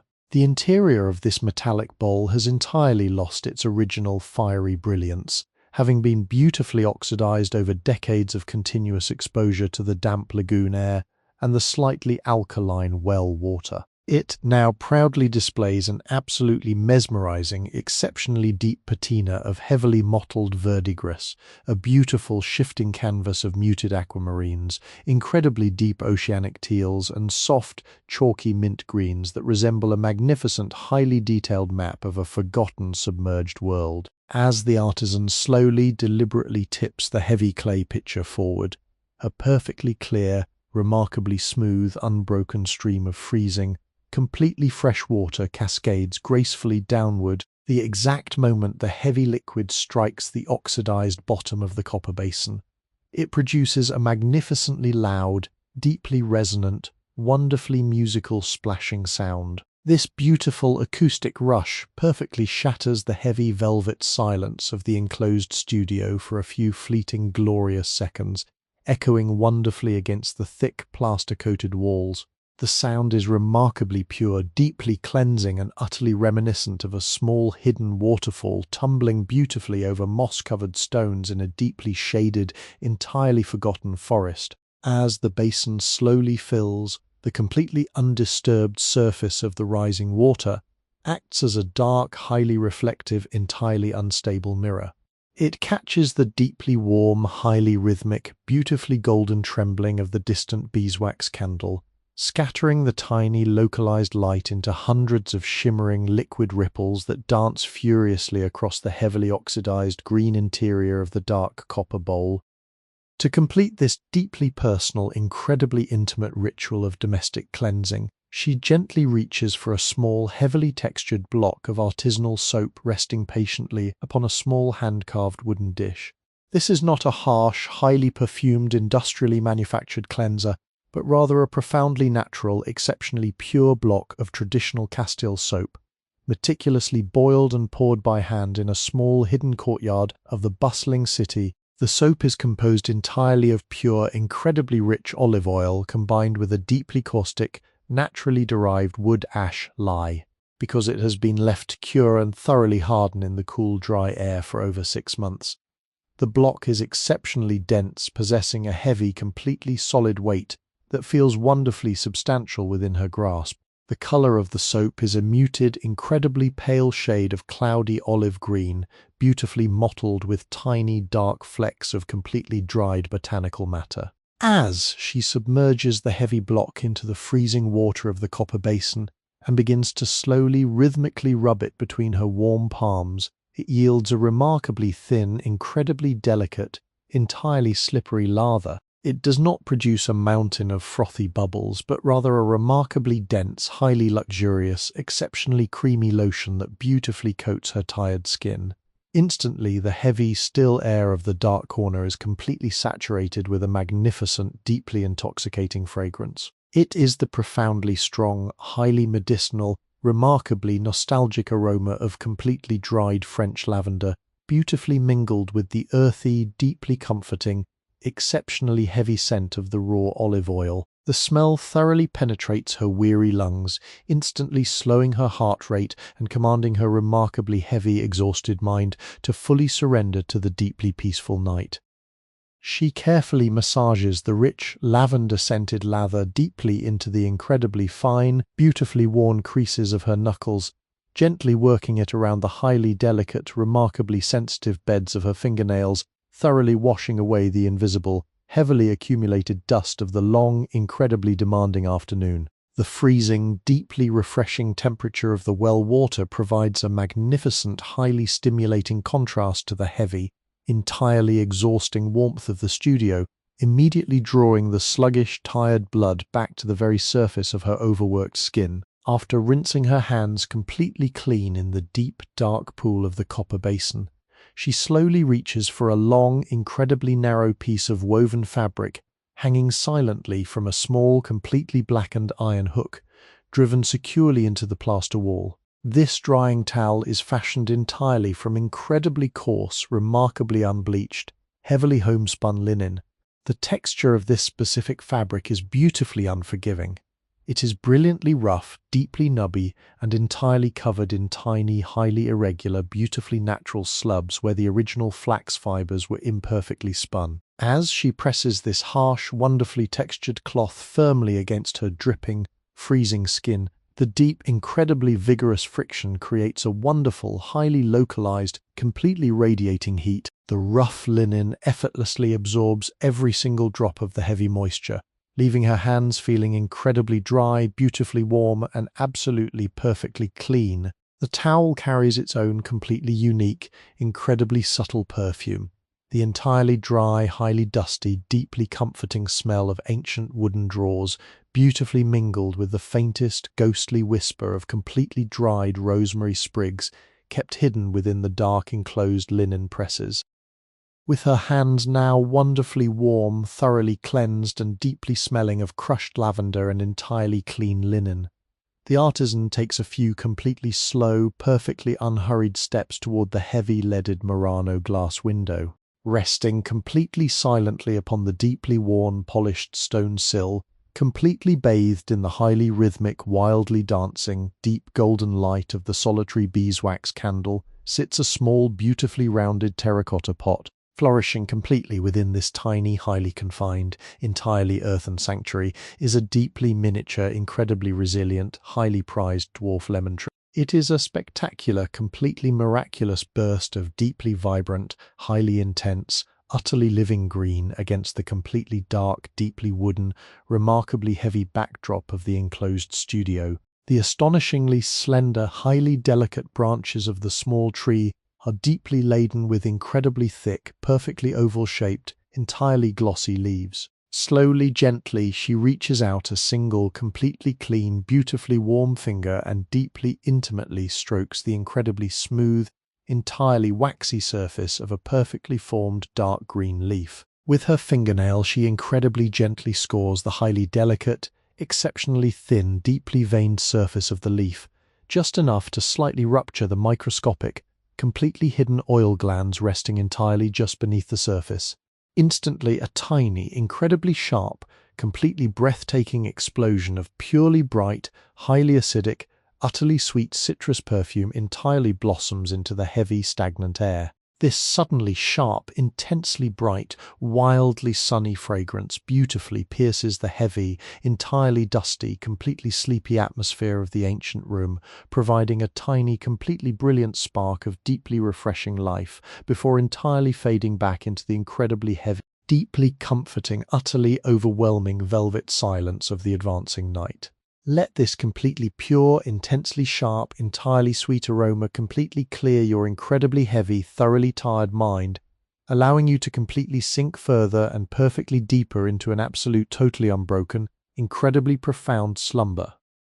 Stepping with deliberate, unhurried grace away from the deeply refreshing citrus-scented microclimate of the lidded window, the artisan begins a slow, silent journey toward the absolute darkest, most historically guarded corner of the enclosed studio. Here, resting with an immensely heavy, thoroughly immovable, and deeply stoic presence against the ancient cream-coloured marmorino plaster wall, sits a magnificent piece of vernacular Italian furniture. This is the cassone, a traditional, heavily constructed wooden marriage chest that has faithfully served as the silent, protective vault for the artisan's most precious, completed masterpieces for over half a century. The chest is a breathtaking triumph of early Renaissance woodworking, constructed entirely from impossibly thick, completely solid planks of dark, mountainous walnut.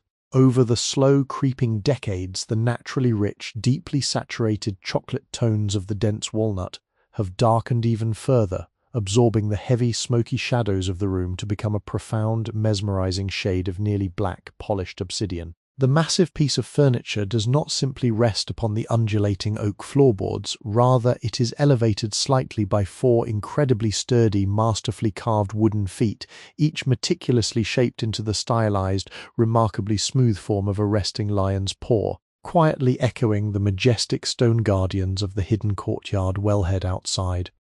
As the highly rhythmic, wildly trembling, golden light of the solitary beeswax candle reaches across the quiet room to gently caress the front panel of the massive wooden chest, a breathtaking, highly intricate landscape of deep relief carving is beautifully illuminated. The master carver who shaped this wood countless generations ago possessed an unbelievable, almost divine patience. The entire forward-facing expanse of the dark walnut is entirely covered in a continuous flowing tapestry of stylized mythological scenes and profoundly complex, intertwining botanical motifs. There are deeply cut, wonderfully shadowed vines of wild grapes, their tiny, perfectly spherical wooden fruits polished to a completely frictionless glossy sheen by decades of passing hands. Interwoven amongst these heavily textured vines are the softly rounded, beautiful faces of sleeping cherubs, their delicate wooden eyelids closed in an expression of eternal, perfectly undisturbed peace.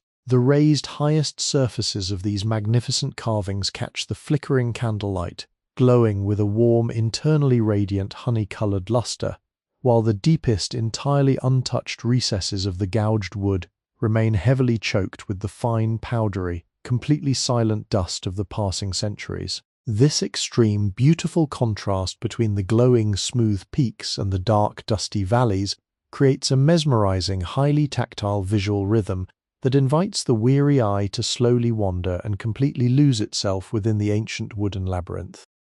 Reaching a completely warm, thoroughly cleansed hand into the deep, hidden pocket of her heavy plum-coloured woolen skirt, the artisan retrieves a large, remarkably heavy, completely utilitarian iron key. The metal is completely cold to the imagined touch, heavily oxidized into a dark, matte shade of charcoal grey, and completely devoid of any delicate ornamentation. The complex, highly irregular bit of the key, the intricate arrangement of heavy metal teeth designed to navigate the hidden maze of the ancient lock, is deeply worn, its sharpest edges completely rounded and smoothed by a lifetime of daily rhythmic use. She slowly guides this heavy iron instrument toward the perfectly centered, beautifully shaped metal escutcheon plate, completely embedded within the dark wood of the chest. As the cold iron key smoothly enters the waiting keyhole, the metal gently scrapes against metal, producing a wonderfully soft, remarkably low, deeply resonant metallic slide. With a slow, entirely deliberate, surprisingly firm twist of her wrist,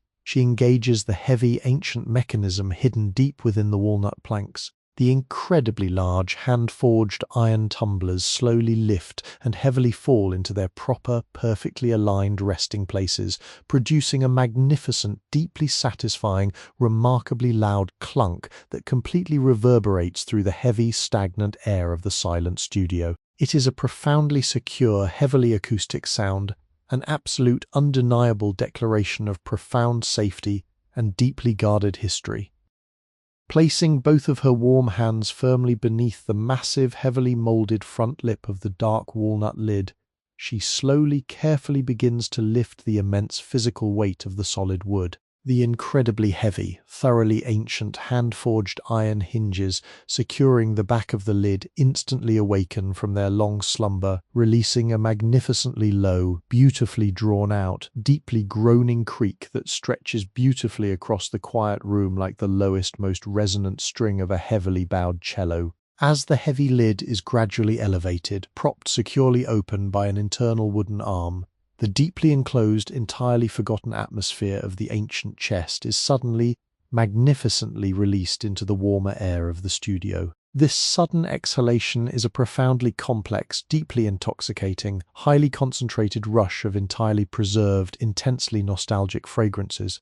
The absolute, undeniable foundation of this hidden perfume is the profoundly sharp, deeply woody, remarkably cleansing aroma of raw Spanish cedar, heavily lining the interior bottom of the chest to completely repel the destructive wandering moths of the lagoon. Intimately woven through this sharp cedar is a profoundly sweet, entirely heavy, beautifully dusty scent of completely desiccated rose petals and entirely dried, crumbling lavender blossoms sewn tightly into small, completely faded silk sachets explicitly designed to sweeten the stagnant air. Lingering in the absolute background is the faintest, most ghostly whisper of entirely natural, sweet camphor, creating a highly unique, deeply soporific microclimate that instantly wraps around your tired senses, pulling you further down into a state of heavy, unbroken relaxation. The entire interior of this massive, deeply fragrant wooden vault is completely lined with a remarkably luxurious, heavily quilted layer of pure woven silk damask. Originally, centuries ago, this magnificent fabric was a violently bright, deeply saturated shade of Venetian crimson, but time and the absolute, total deprivation of natural sunlight have beautifully, gently mellowed the color into a soft, heavily faded, remarkably melancholic shade of dusty, bruised rose. The silk is stitched into hundreds of perfectly uniform, highly repetitive, beautifully plump diamond shapes, providing an incredibly soft, deeply cushioned, entirely protective bed for the remarkably fragile treasures resting securely within. Reaching her hands slowly into this dark velvet, completely soft interior, the artisan incredibly carefully lifts a single, entirely completed masterpiece of her lifelong craft. It is a wide, astonishingly elaborate, entirely finished collar of Punto in Aria, which translates beautifully and literally to stitches in the air. This specific style of lacemaking is the absolute undisputed pinnacle of the Venetian art form, created completely independently of any backing fabric, relying solely on thousands of microscopic, completely perfect, intimately interconnected knots of pure linen thread. As she lifts the magnificent collar into the warm, highly trembling, deep golden light of the beeswax candle, the breathtaking, completely staggering complexity of the piece is perfectly, miraculously revealed.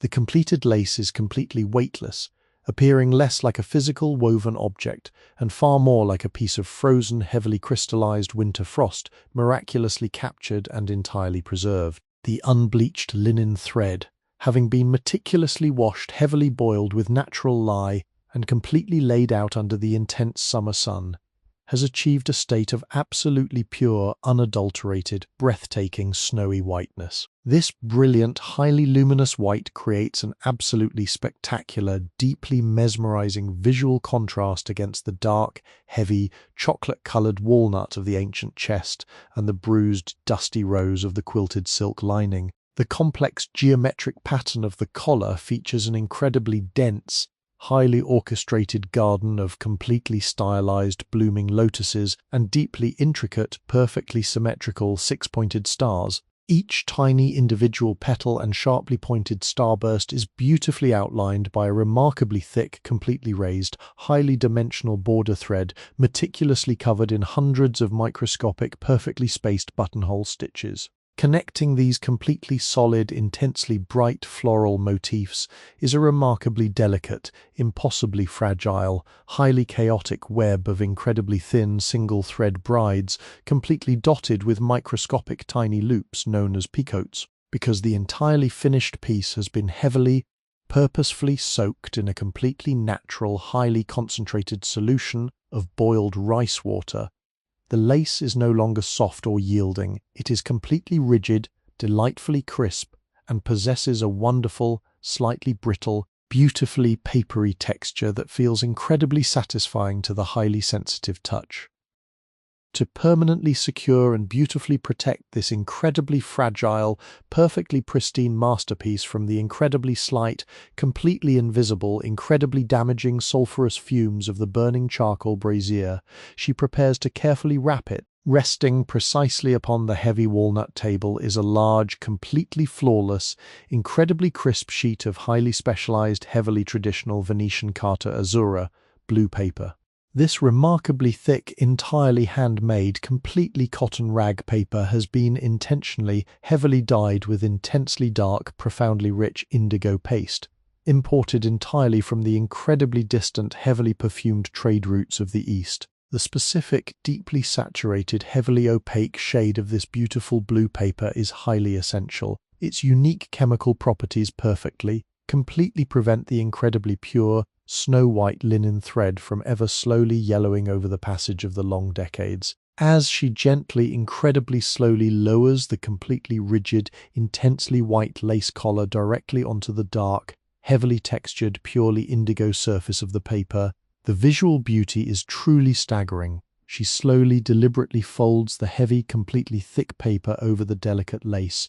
The incredibly crisp, beautifully thick, highly fibrous cotton rag paper heavily resists the fold for a magnificent fraction of a second before finally surrendering, producing a wonderfully sharp, completely dry, highly resonant, intensely rhythmic crinkling sound. It is a profoundly satisfying, beautifully acoustic crunch, much like the sound of heavily stepping on completely dry, heavily frozen autumn leaves in a completely silent, entirely empty winter forest.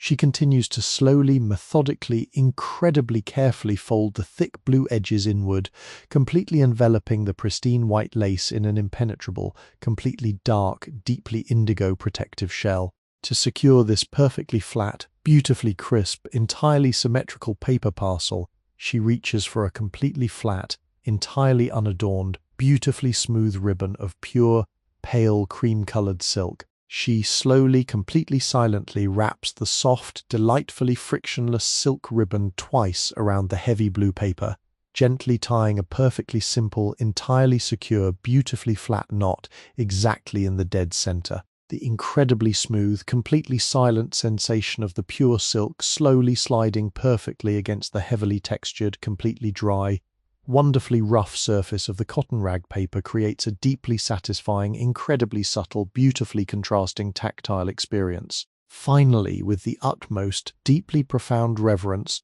she gently lowers the completely sealed, perfectly safe, dark blue parcel exactly back into the deeply cushioned, heavily faded, rose-colored silk interior of the dark walnut chest. Placing her hands entirely flat against the deeply carved, highly textured underside of the heavy lid, she slowly, incredibly deliberately guides the massive piece of ancient wood entirely back down. The immensely heavy lid perfectly meets the completely solid base with a remarkably low, heavily muffled, profoundly resonant, beautifully final thud.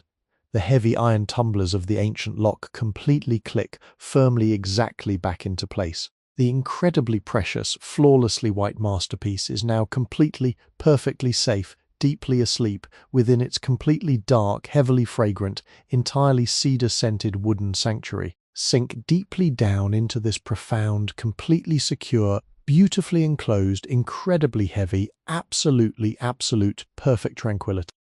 With the ancient, deeply carved walnut lid of the heavy marriage chest securely lowered, and the flawlessly white masterpiece entirely safe within its dark, cedar-scented vault, the artisan turns her completely relaxed, wonderfully unhurried attention toward the final, deeply grounding preparations for the approaching night. The completely enclosing, heavily velvet darkness of the Venetian evening has now fully descended upon the lagoon city, pressing its deeply humid, entirely silent weight firmly against the thick, imperfect panes of the Murano glass window. Within the highly insulated, completely tranquil sanctuary of the studio, the solitary beeswax candle continues its highly rhythmic, beautifully trembling dance, casting a deeply warm, profoundly golden, constantly shifting illumination across the ancient oak floorboards. before she can fully surrender her exhausted, completely heavy body to the absolute rest of her waiting bed.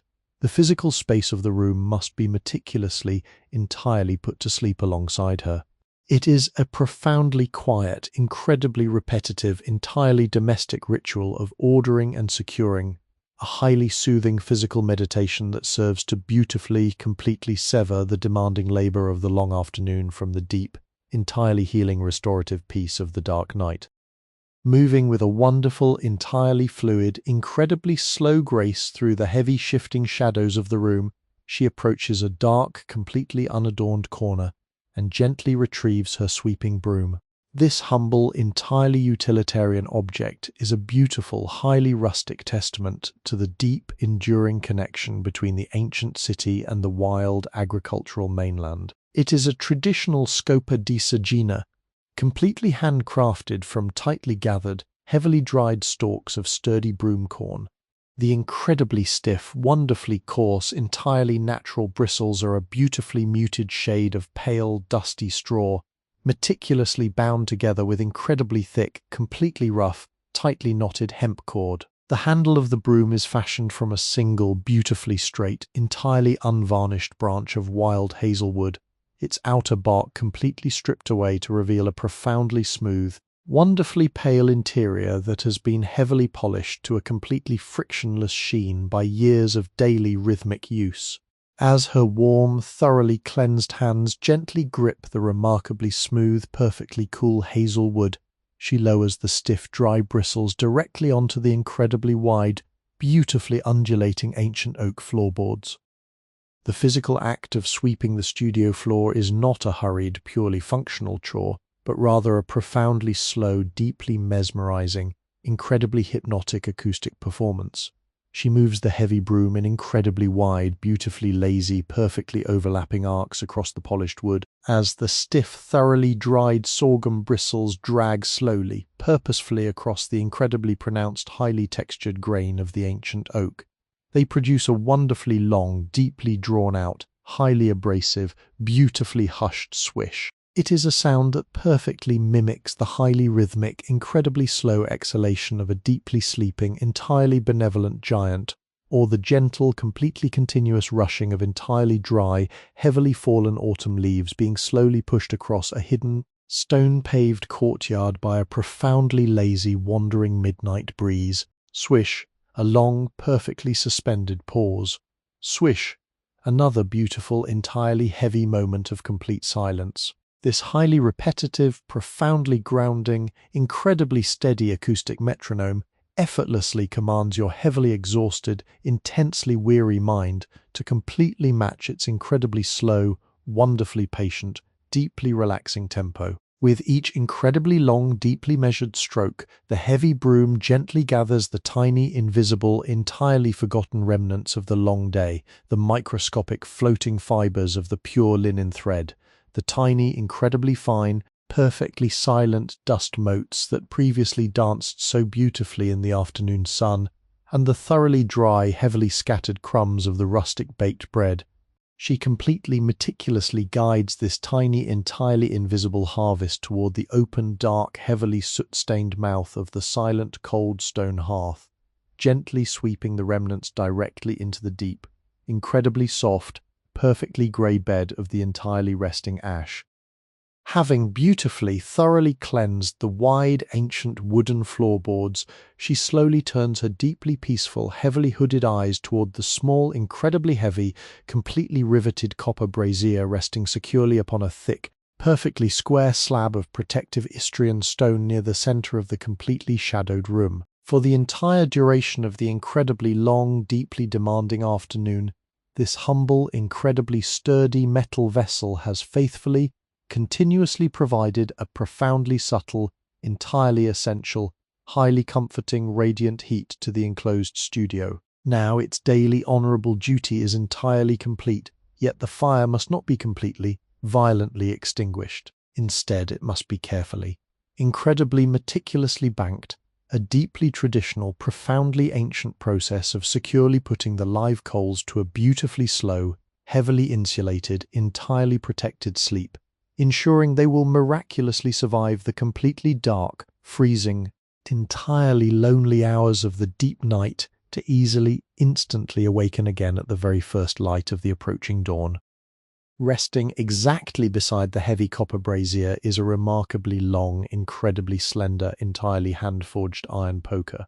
The completely cold, highly oxidized metal tool features a wonderfully simple, beautifully twisted iron handle and a sharply pointed, gently flattened tip, explicitly designed for navigating the deep, heavily suffocating layers of the soft ash. She slowly, incredibly gently inserts the heavy iron tip directly into the incredibly deep, perfectly pale, entirely powdery grey ash, entirely filling the heavy copper basin. The completely dry, highly insulated ash offers absolutely zero physical resistance, parting beautifully and entirely silently around the cold metal, with a series of incredibly slow, highly deliberate, profoundly gentle stirring motions. She begins to carefully move the thick, completely grey blanket aside. As the heavy iron poker completely sweeps away the topmost layer of the dead ash, the deeply hidden, entirely living, profoundly beating heart of the small fire is spectacularly, miraculously revealed. Buried deeply down, exactly at the very bottom of the heavy copper bowl, rests a small, incredibly tight, perfectly huddled cluster of hardwood charcoal embers.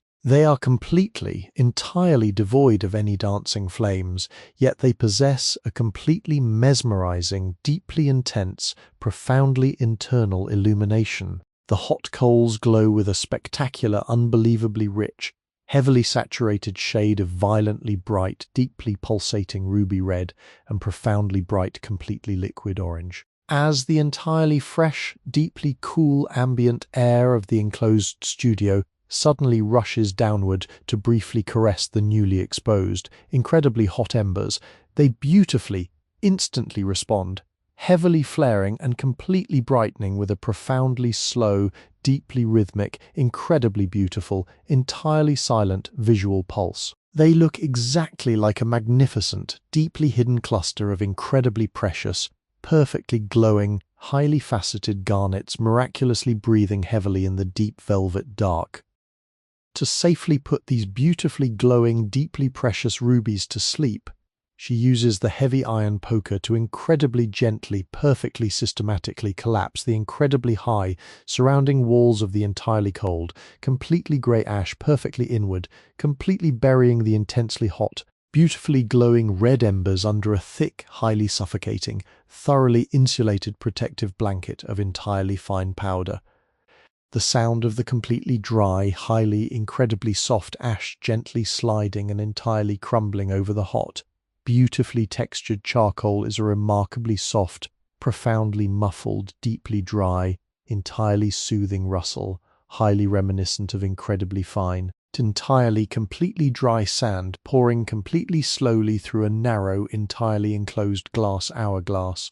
As the very last incredibly bright, beautifully glowing red coal is perfectly, entirely swallowed by the deep grey ash, the incredibly sudden, profoundly absolute absence of that intense, localized, highly coloured light leaves the immediate surrounding corner of the enclosed room, entirely surrendered to the heavy, beautifully completely dark velvet shadows. Yet, if you were to incredibly slowly hold your deeply sensitive, entirely warm hand just a few inches directly above the heavy copper basin, you would still perfectly, entirely feel the profoundly strong, completely invisible, beautifully comforting pillar of entirely radiant heat slowly rising completely silently into the heavy, stagnant air.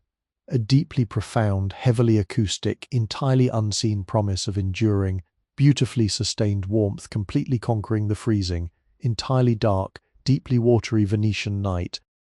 Finally, to entirely, completely sever her highly private, deeply intimate, entirely quiet sanctuary from the incredibly vast, perfectly silent, deeply aquatic world resting securely outside, she completely slowly approaches the Murano glass window for the absolute final time. The incredibly soft, beautifully sheer muslin curtains are still deeply, perfectly gently inhaling and beautifully completely exhaling, the absolute faintest, completely imperceptible, heavily humid draughts from the narrow canal entirely below. She incredibly gently sweeps the beautifully soft, completely weightless fabric entirely aside, securing it softly behind a heavy, beautifully rusted, completely ornate iron hook.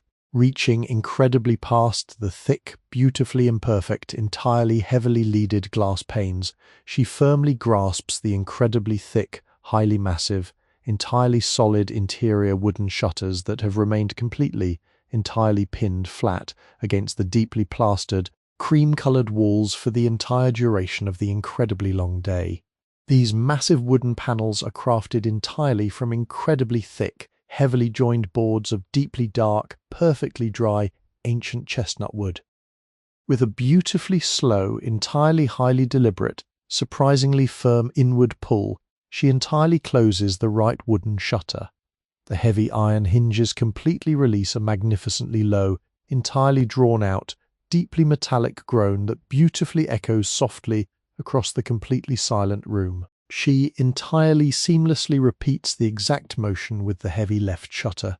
As the two incredibly massive, deeply dark wooden panels finally completely meet exactly in the absolute dead center of the heavy stone window frame, they beautifully produce a remarkably deep, heavily muffled, profoundly satisfying, completely solid, incredibly secure thud. To permanently, entirely lock this massive wooden shield, she incredibly slowly reaches for the remarkably heavy, entirely horizontal, hand-forged iron drop bar perfectly attached to the very center of the right wooden panel. She completely lifts the remarkably cold, incredibly heavy iron bar entirely upward, beautifully swinging it heavily across the central dividing gap, and drops it completely down into the incredibly thick, heavily weighting iron catch entirely secured to the left panel. The incredibly heavy iron completely striking the solid iron produces a breathtakingly loud, completely crisp, intensely resonant, perfectly deeply final clack. The absolute, entirely undeniable instant that this incredibly heavy, deeply massive iron bar completely drops perfectly into its final, completely secure resting place, the entire acoustic and psychological atmosphere of the enclosed studio undergoes a magnificent, completely staggering, deeply profound transformation. The incredibly faint, entirely highly muffled, beautifully distant, entirely aquatic sounds of the narrow lagoon canal, the incredibly slow, entirely rhythmic lapping of the dark water completely against the heavy moss-covered stone foundations, the deeply distant, completely heavily muted calling of the lonely nocturnal seabirds are absolutely, instantaneously, completely, entirely severed. The incredibly ancient, beautifully thick, deeply heavy chestnut wood shutters perfectly, entirely act as an absolute, undeniably impenetrable, completely soundproof barrier. The enclosed studio is incredibly suddenly transformed completely into an absolute, perfectly flawless, incredibly heavy, entirely deep acoustic vacuum. The incredibly profound, entirely ringing, completely overwhelming silence that suddenly rushes inward to entirely fill the deeply dark room is so incredibly vast, perfectly complete, and incredibly intensely heavy that it almost entirely perfectly feels exactly like a completely warm, beautifully soft, entirely thick, physically tangible velvet blanket being completely slowly, entirely gently draped exactly over your perfectly heavy, incredibly entirely tired, deeply thoroughly exhausted head. You are entirely, perfectly, absolutely, completely isolated. You are incredibly, wonderfully, perfectly, thoroughly safe. Let the completely heavy, entirely unbreakable, deeply absolute, perfectly enclosed silence of this magnificent, entirely hidden wooden cocoon completely entirely carry you softly away into the absolute, perfectly deepest, completely entirely dreamless, thoroughly restorative dark.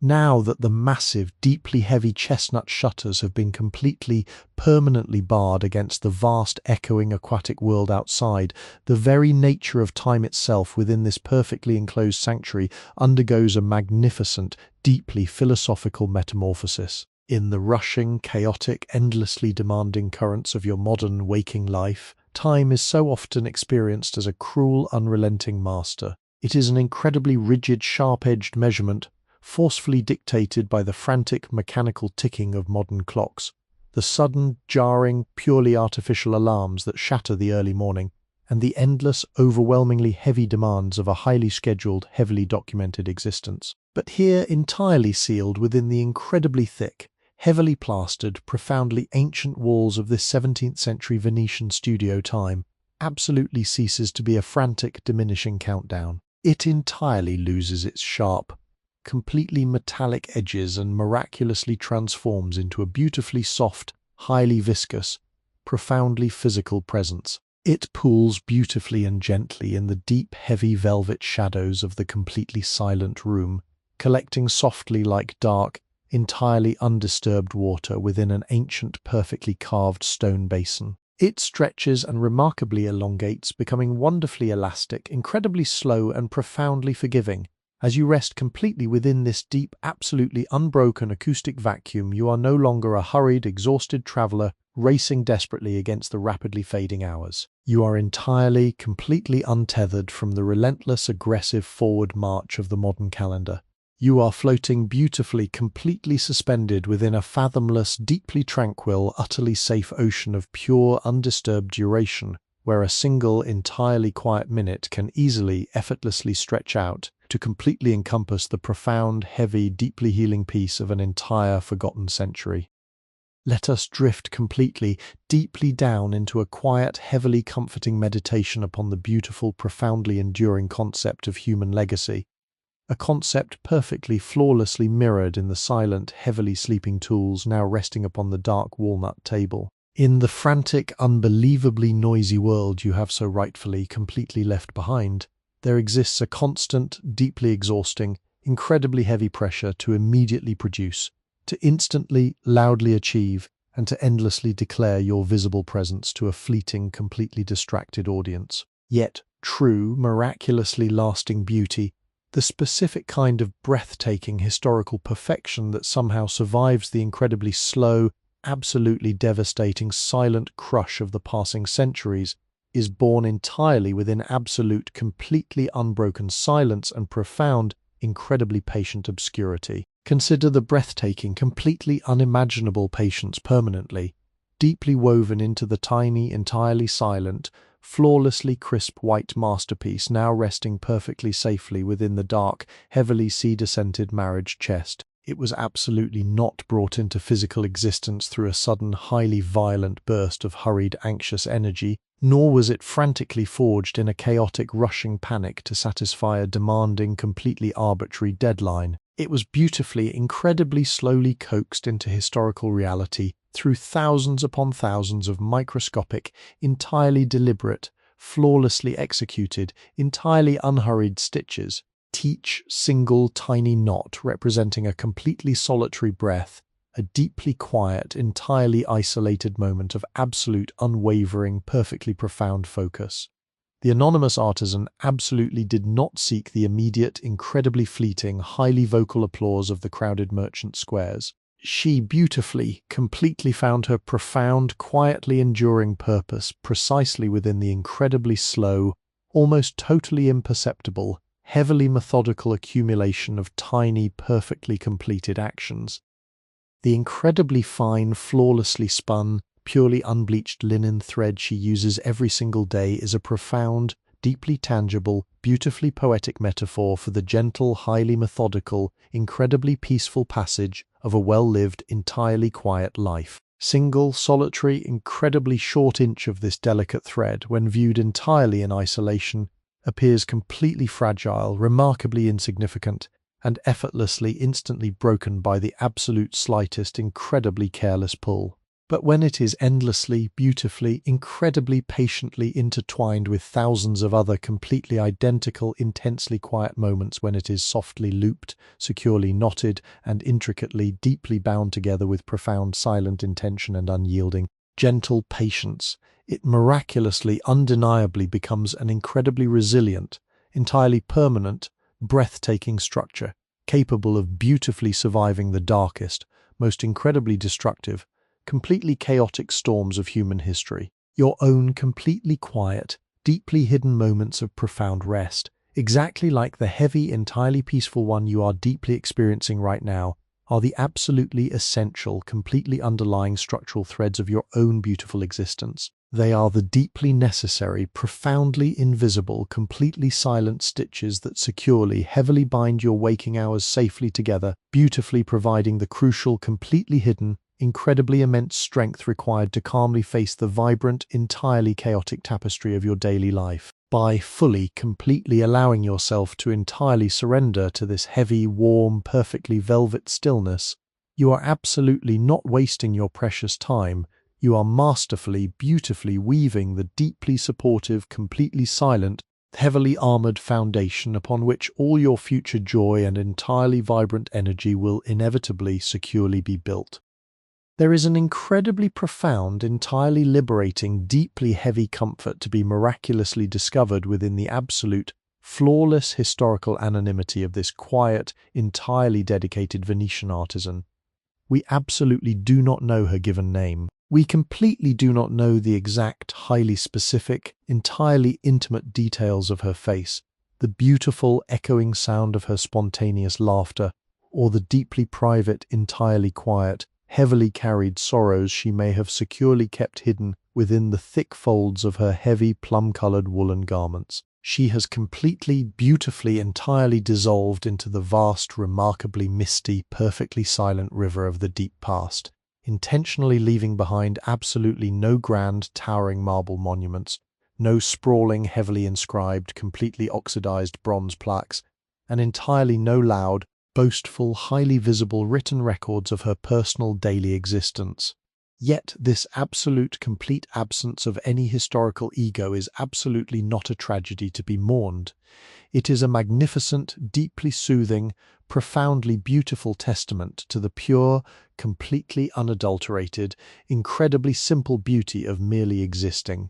Her entire, enduring legacy is absolutely not tied to the incredibly heavy, deeply exhausting, completely overwhelming burden of personal fame, nor the endless, entirely desperate, incredibly loud striving to be remembered by completely unknown strangers. Her entire, flawless legacy is purely, completely, beautifully embedded precisely within the silent, breathtaking, entirely delicate physical beauty of the intricate lace she so quietly left behind. As you sink much deeper into the completely warm, incredibly heavy, entirely velvet shadows of the silent room, completely allow this beautiful, entirely quiet, incredibly soft realization to gently wash completely over your heavily tired, thoroughly exhausted mind. You absolutely do not need to constantly, frantically strive for external recognition. You completely do not need to endlessly, exhaustingly justify your absolute right to exist through loud, highly visible, incredibly exhausting achievements. You are profoundly, entirely, perfectly allowed to simply be, to rest completely quietly in the heavily comforting dark, perfectly, entirely content in the absolute, beautiful knowledge that your own gentle, completely unseen, entirely quiet existence is already a completely beautiful, entirely complete and profoundly worthy masterpiece. As the solitary, heavily glowing, perfectly golden teardrop of the single beeswax candle continues its beautifully slow, deeply rhythmic, entirely completely silent, heavily hypnotic consumption of the intensely rich, deeply honey-scented wax, it beautifully serves as a profound, incredibly gentle, completely mesmerizing reminder of the fleeting, incredibly precious, entirely liquid nature of each passing, silent second. However, within this deeply insulated, perfectly safe, completely sealed environment, the incredibly slow passing of time is absolutely not a tragic loss to be heavily mourned, but a gentle, highly comforting, entirely beautiful rhythm to be deeply, entirely embraced. Think of each perfectly slow, beautifully drawn out, incredibly heavy exhalation you now take as a delicate, incredibly dry, perfectly golden leaf completely detaching from an ancient, deeply rooted autumn tree, drifting effortlessly, entirely weightlessly, incredibly slowly down through the completely still, beautifully cool, highly stagnant air, finally coming to rest perfectly upon the completely soft, heavily moss-covered, deeply fragrant earth. With every single entirely quiet breath you slowly release directly into the profound, incredibly heavy, perfectly flawless acoustic vacuum of the enclosed studio, you are beautifully, gently letting go of another entirely heavy, completely unnecessary, heavily exhausting layer of the demanding modern world. You are actively, beautifully, entirely participating in the profoundly ancient, deeply necessary, entirely universal ritual of completely surrendering to the heavy, entirely comforting, completely enveloping approaching night. The completely dark, perfectly silent, heavily profound history entirely surrounding you is absolutely not a dead, entirely empty, completely frightening void. It is a profoundly living, deeply breathing, immensely supportive, incredibly heavy blanket of entirely accumulated, beautifully preserved peace. It has held thousands of incredibly weary, deeply exhausted souls perfectly securely within its dark, completely soft, heavily velvet embrace, gently coaxing them incredibly slowly toward the completely healing, perfectly silent shores of profound, unbroken slumber precisely to exactly as it is beautifully, safely holding you right now. Drift deeper, sink heavier, surrender completely to the slow, golden flow of this ancient, perfectly silent time. Beyond the incredibly thick, heavily barred, profoundly ancient chestnut wood shutters that now perfectly, entirely seal this deeply quiet, utterly safe sanctuary, the vast, intensely complex, entirely sprawling Republic of Venice continues to silently exist in the heavy, humid dark. It is a massive, heavily interconnected, profoundly ambitious maritime empire, a completely chaotic, incredibly loud, wildly unpredictable, and endlessly rushing web of global commerce and grand historic conquest. Far away from this tiny, completely silent, heavily shadowed room, massive, incredibly heavy wooden galleons are currently violently pitching and fiercely rolling against the dark, completely unforgiving, heavily salted waves of the Adriatic Sea. Those colossal, entirely wooden vessels are heavily laden with profoundly pungent, incredibly aromatic raw spices from the most distant, entirely exotic corners of the completely mapped earth, navigated entirely by heavily exhausted, thoroughly weather-beaten sailors who constantly, fiercely battle the howling, entirely unpredictable midnight winds. The completely vast, deeply overwhelming, entirely aggressive ambition of that incredibly loud, constantly striving, perfectly external world is fundamentally completely built upon a relentless, deeply exhausting, incredibly heavy desire for endless massive expansion, a completely frantic, highly chaotic, deeply desperate grasping for boundless, unyielding outward control. It is a thoroughly exhausting, completely entirely draining, heavily demanding macroscopic existence that entirely mirrors the chaotic, wildly rushing, deeply frantic pace of your own heavily burdened, completely modern waking life.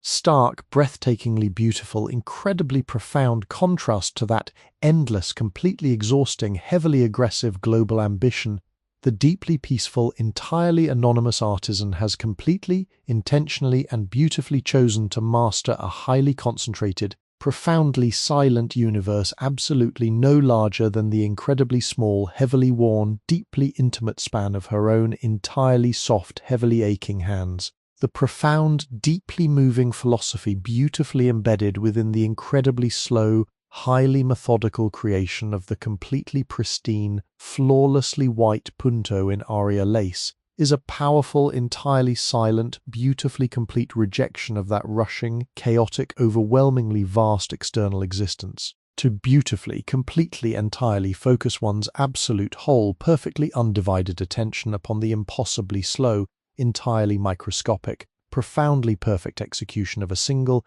entirely isolated knot of unbleached linen thread is to declare a beautifully silent, incredibly profound, heavily comforting victory over the terrifying, completely overwhelming, heavily chaotic vastness of the boundless universe. It is a deeply spiritual, entirely domestic, profoundly grounding practice of intentionally drawing the wild, incredibly scattered, completely chaotic energies of the deeply wandering mind perfectly inward, beautifully compressing them entirely down into a singular, entirely flawless, profoundly quiet, beautifully manageable point of absolute, unwavering, perfectly profound focus. Within the entirely tiny, microscopic, perfectly structured geometry of the finished lace, there exists a completely flawless, entirely heavy, deeply comforting, perfectly absolute order that the vast, heavily chaotic, entirely unpredictable outside world could absolutely, entirely never completely hope to successfully, permanently achieve.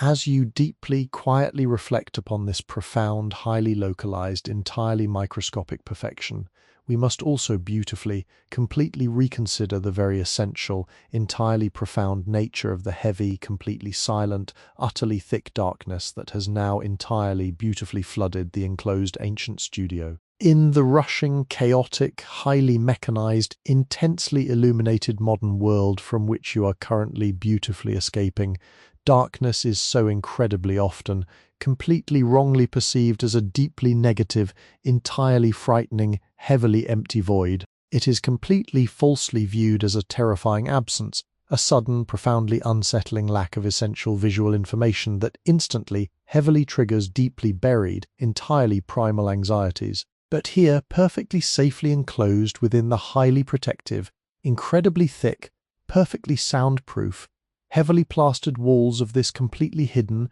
deeply forgotten 17th-century space, the heavy, entirely silent darkness completely loses its sharp, entirely frightening edges. It miraculously, entirely beautifully transforms into a highly tangible, profoundly physical, deeply restorative, incredibly thick velvet presence.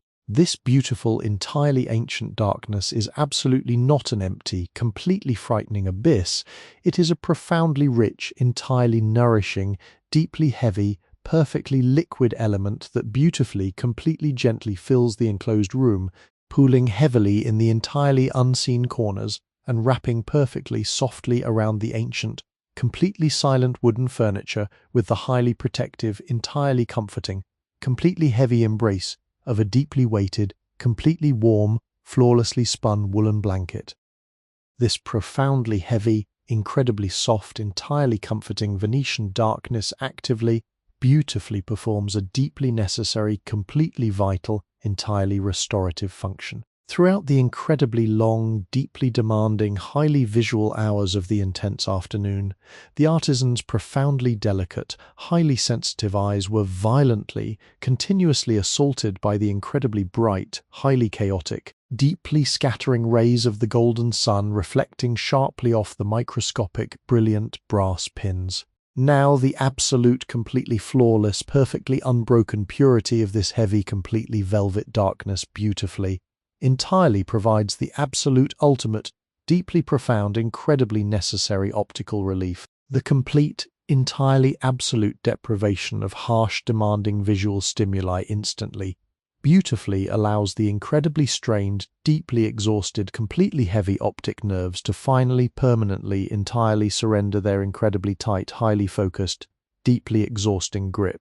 As you completely softly close your own deeply tired, incredibly heavy, completely weary eyes in your own perfectly safe, completely quiet resting space, entirely allow yourself to beautifully, completely, fully embrace the profound, entirely healing, completely heavy nothingness of the dark. Do not frantically, exhaustingly search the completely empty, heavily shadowed space behind your closed, completely heavy eyelids for lingering, deeply chaotic images or suddenly flashing, highly anxious thoughts. Instead, completely, entirely, beautifully sink deeply down into the rich, profoundly heavy, entirely featureless, completely soft velvet void. Let the absolute, perfectly flawless, incredibly heavy blackness completely, entirely wash over you, deeply absorbing and permanently dissolving every single, incredibly tiny, highly stubborn, perfectly exhausting fragment of completely residual,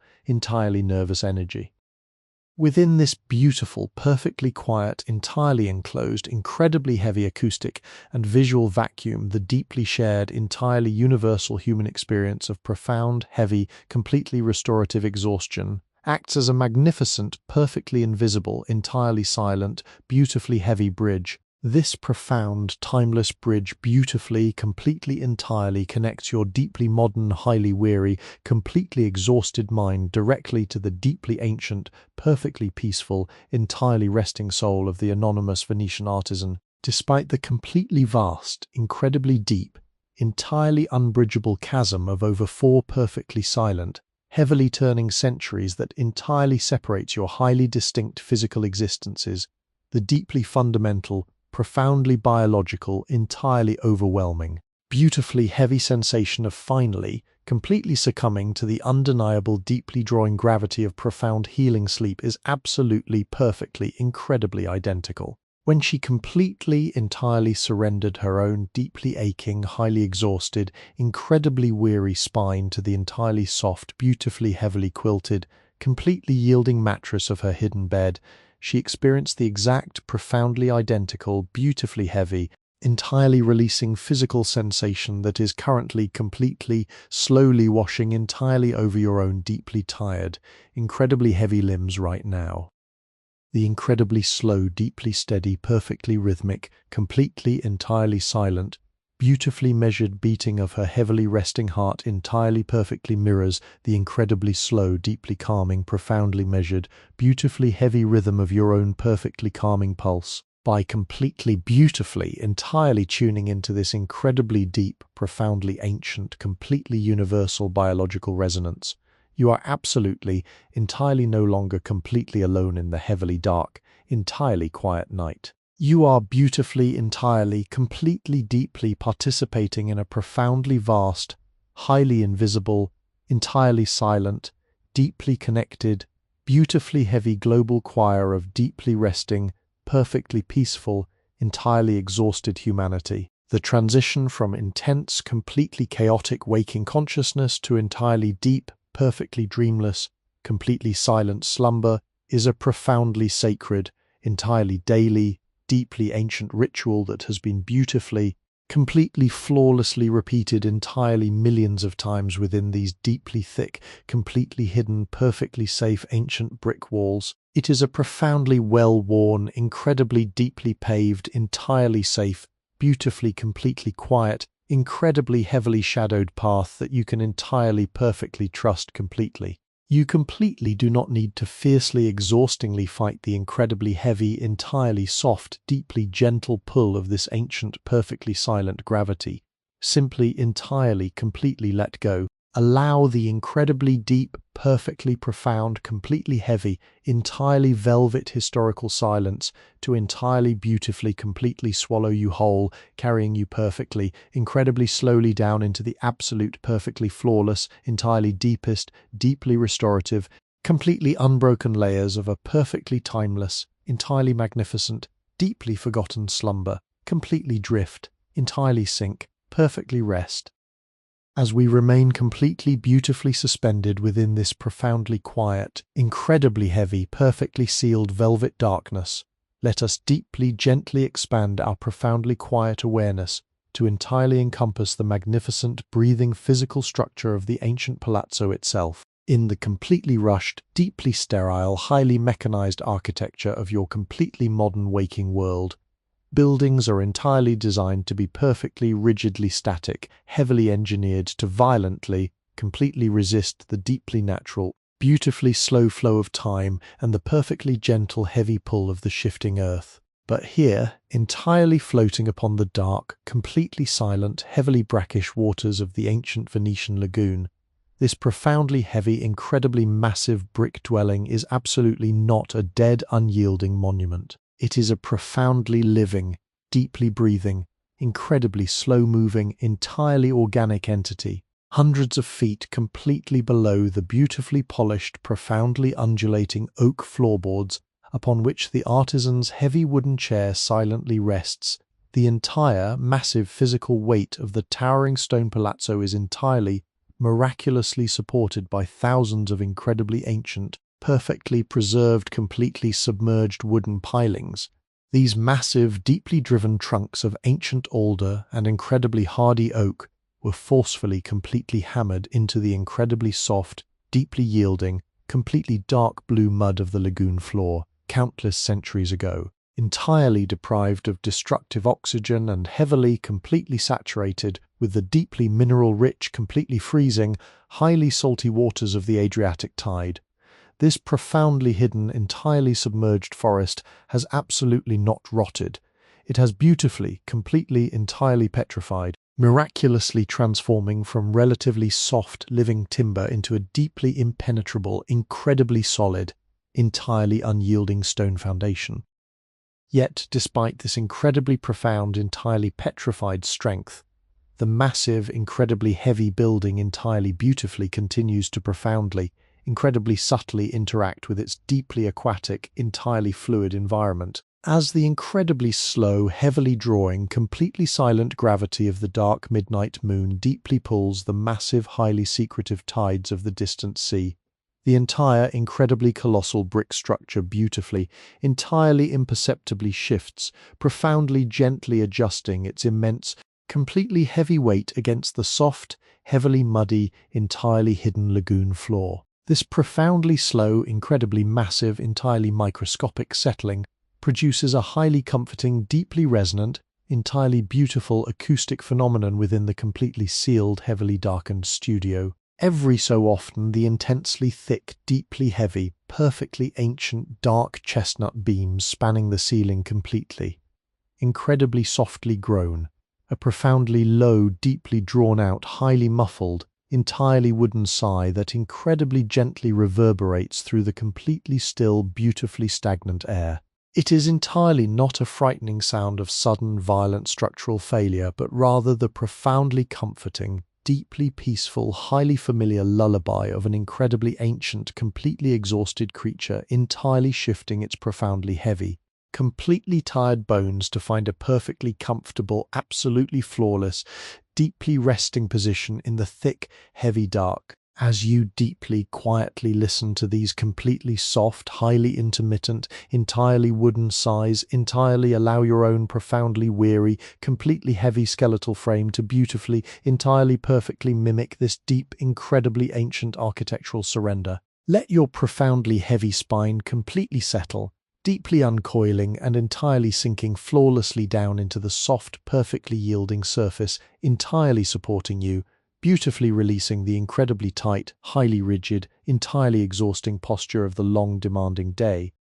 To deeply, completely appreciate the profound, highly quiet, beautifully enduring philosophy completely embedded within these incredibly thick, heavily leaning walls is to entirely, profoundly embrace the breathtaking, deeply healing beauty of absolute imperfection. If we were to miraculously, entirely slowly pass a completely soft, deeply warm, heavily glowing candle flame incredibly close to the expansive, deeply shadowed, entirely silent expanse of the cream-colored marmerino plaster, we would beautifully, instantly reveal a highly magnificent, deeply complex, incredibly intricate topographical map of completely tiny, incredibly fragile, perfectly beautiful hairline cracks. The relentless, highly demanding modern world constantly, exhaustingly strives to violently, completely erase all completely natural signs of aging, frantically, endlessly seeking to deeply patch, heavily hide, and completely cover over any entirely visible evidence of the completely inevitable, profoundly beautiful passage of heavy time. But within this deeply quiet, entirely resting, perfectly serene Venetian sanctuary, these completely microscopic, entirely meandering fissures in the ancient plaster are absolutely, completely revered. They beautifully, silently chronicle the incredibly slow, completely gentle, entirely natural settling of the massive stone foundations, the deeply seasonal, heavily rhythmic swelling and completely shrinking of the massive oak timbers during the heavy humid summers and the deeply freezing, heavily damp winters. They are the beautiful, completely quiet, entirely enduring wrinkles upon the deeply dignified, incredibly stoic, perfectly peaceful face of the ancient building. By perfectly, entirely, completely accepting the deeply profound, highly natural beauty of these incredibly gentle, completely inevitable physical flaws, you are profoundly, beautifully invited to completely, entirely release your own incredibly heavy, deeply exhausting, completely modern burden of flawlessly maintaining an entirely impossible, perfectly smooth, utterly rigid personal perfection, resting perfectly silently upon a small, heavily shadowed, deeply secluded section of this beautifully cracked, incredibly ancient plastered wall hangs a small, completely unadorned, beautifully heavy, deeply tarnished looking glass. It is entirely completely unlike the incredibly flawless, harshly reflective, deeply unforgiving modern mirrors that entirely violently demand your complete, heavily anxious, completely critical morning scrutiny. This deeply ancient, beautifully humble, completely silent, piece of heavy Venetian glass was incredibly slowly, deeply, meticulously backed with a highly volatile, completely temperamental amalgam of pure tin and liquid mercury entirely centuries ago. Over the incredibly long, deeply quiet, heavily passing decades of constantly, silently breathing the heavy, completely humid, highly salted air of the quiet lagoon. The highly reflective, entirely metallic backing has beautifully, profoundly oxidized and completely incredibly heavily degraded. The once perfectly bright, deeply flawless silver surface is now beautifully, entirely, completely clouded with a profound, highly mesmerizing, deeply melancholic veil of completely soft, highly muted deep grey tarnish. It resembles a heavily frosted, incredibly quiet, entirely frozen winter pond, beautifully covered with an incredibly fine, deeply delicate, entirely intricate web of completely dark, highly branching, completely silent metallic veins, when the deeply warm, highly rhythmic, completely golden light of the solitary beeswax candle previously danced beautifully across its heavily degraded, deeply cloudy surface. The ancient mirror absolutely did not perfectly, entirely reflect the absolute, rigid, heavily detailed truth of the surrounding room. Instead, it entirely, beautifully, incredibly softened the dark world, completely melting the sharp, heavy wooden edges and profoundly blurring the entirely deep, heavy shadows into a completely impressionistic, deeply gentle, highly dreamlike, perfectly, completely muted painting of entirely profound rest. This beautifully cloudy, deeply tarnished, entirely imperfect reflection perfectly, wonderfully serves as a profound, completely heavy, deeply comforting philosophical guide for your own heavily tired, entirely exhausted mind as you deeply, completely approach the absolute, perfectly flawless threshold of profound, entirely unbroken slumber. You entirely, completely do not need to constantly, heavily carry the incredibly sharp, deeply harsh, completely flawless, utterly demanding reflections of your waking day directly into the soft, entirely velvet, profoundly heavy sanctuary of your deep night. The entirely critical, highly demanding, incredibly anxious, completely modern voice that constantly, exhaustingly demands absolute, flawless, completely rigid perfection from every single entirely minor detail of your deeply rushing life must absolutely, completely, entirely now be allowed to deeply, wonderfully, heavily fade, beautifully, completely dissolving precisely into the soft, deeply clouded, entirely grey, beautifully tarnished edges of this completely silent, highly peaceful, profoundly heavy historical dreamscape. Let the deeply rigid, incredibly heavy, completely sharp edges of your completely demanding reality beautifully, entirely soften and profoundly, completely blur.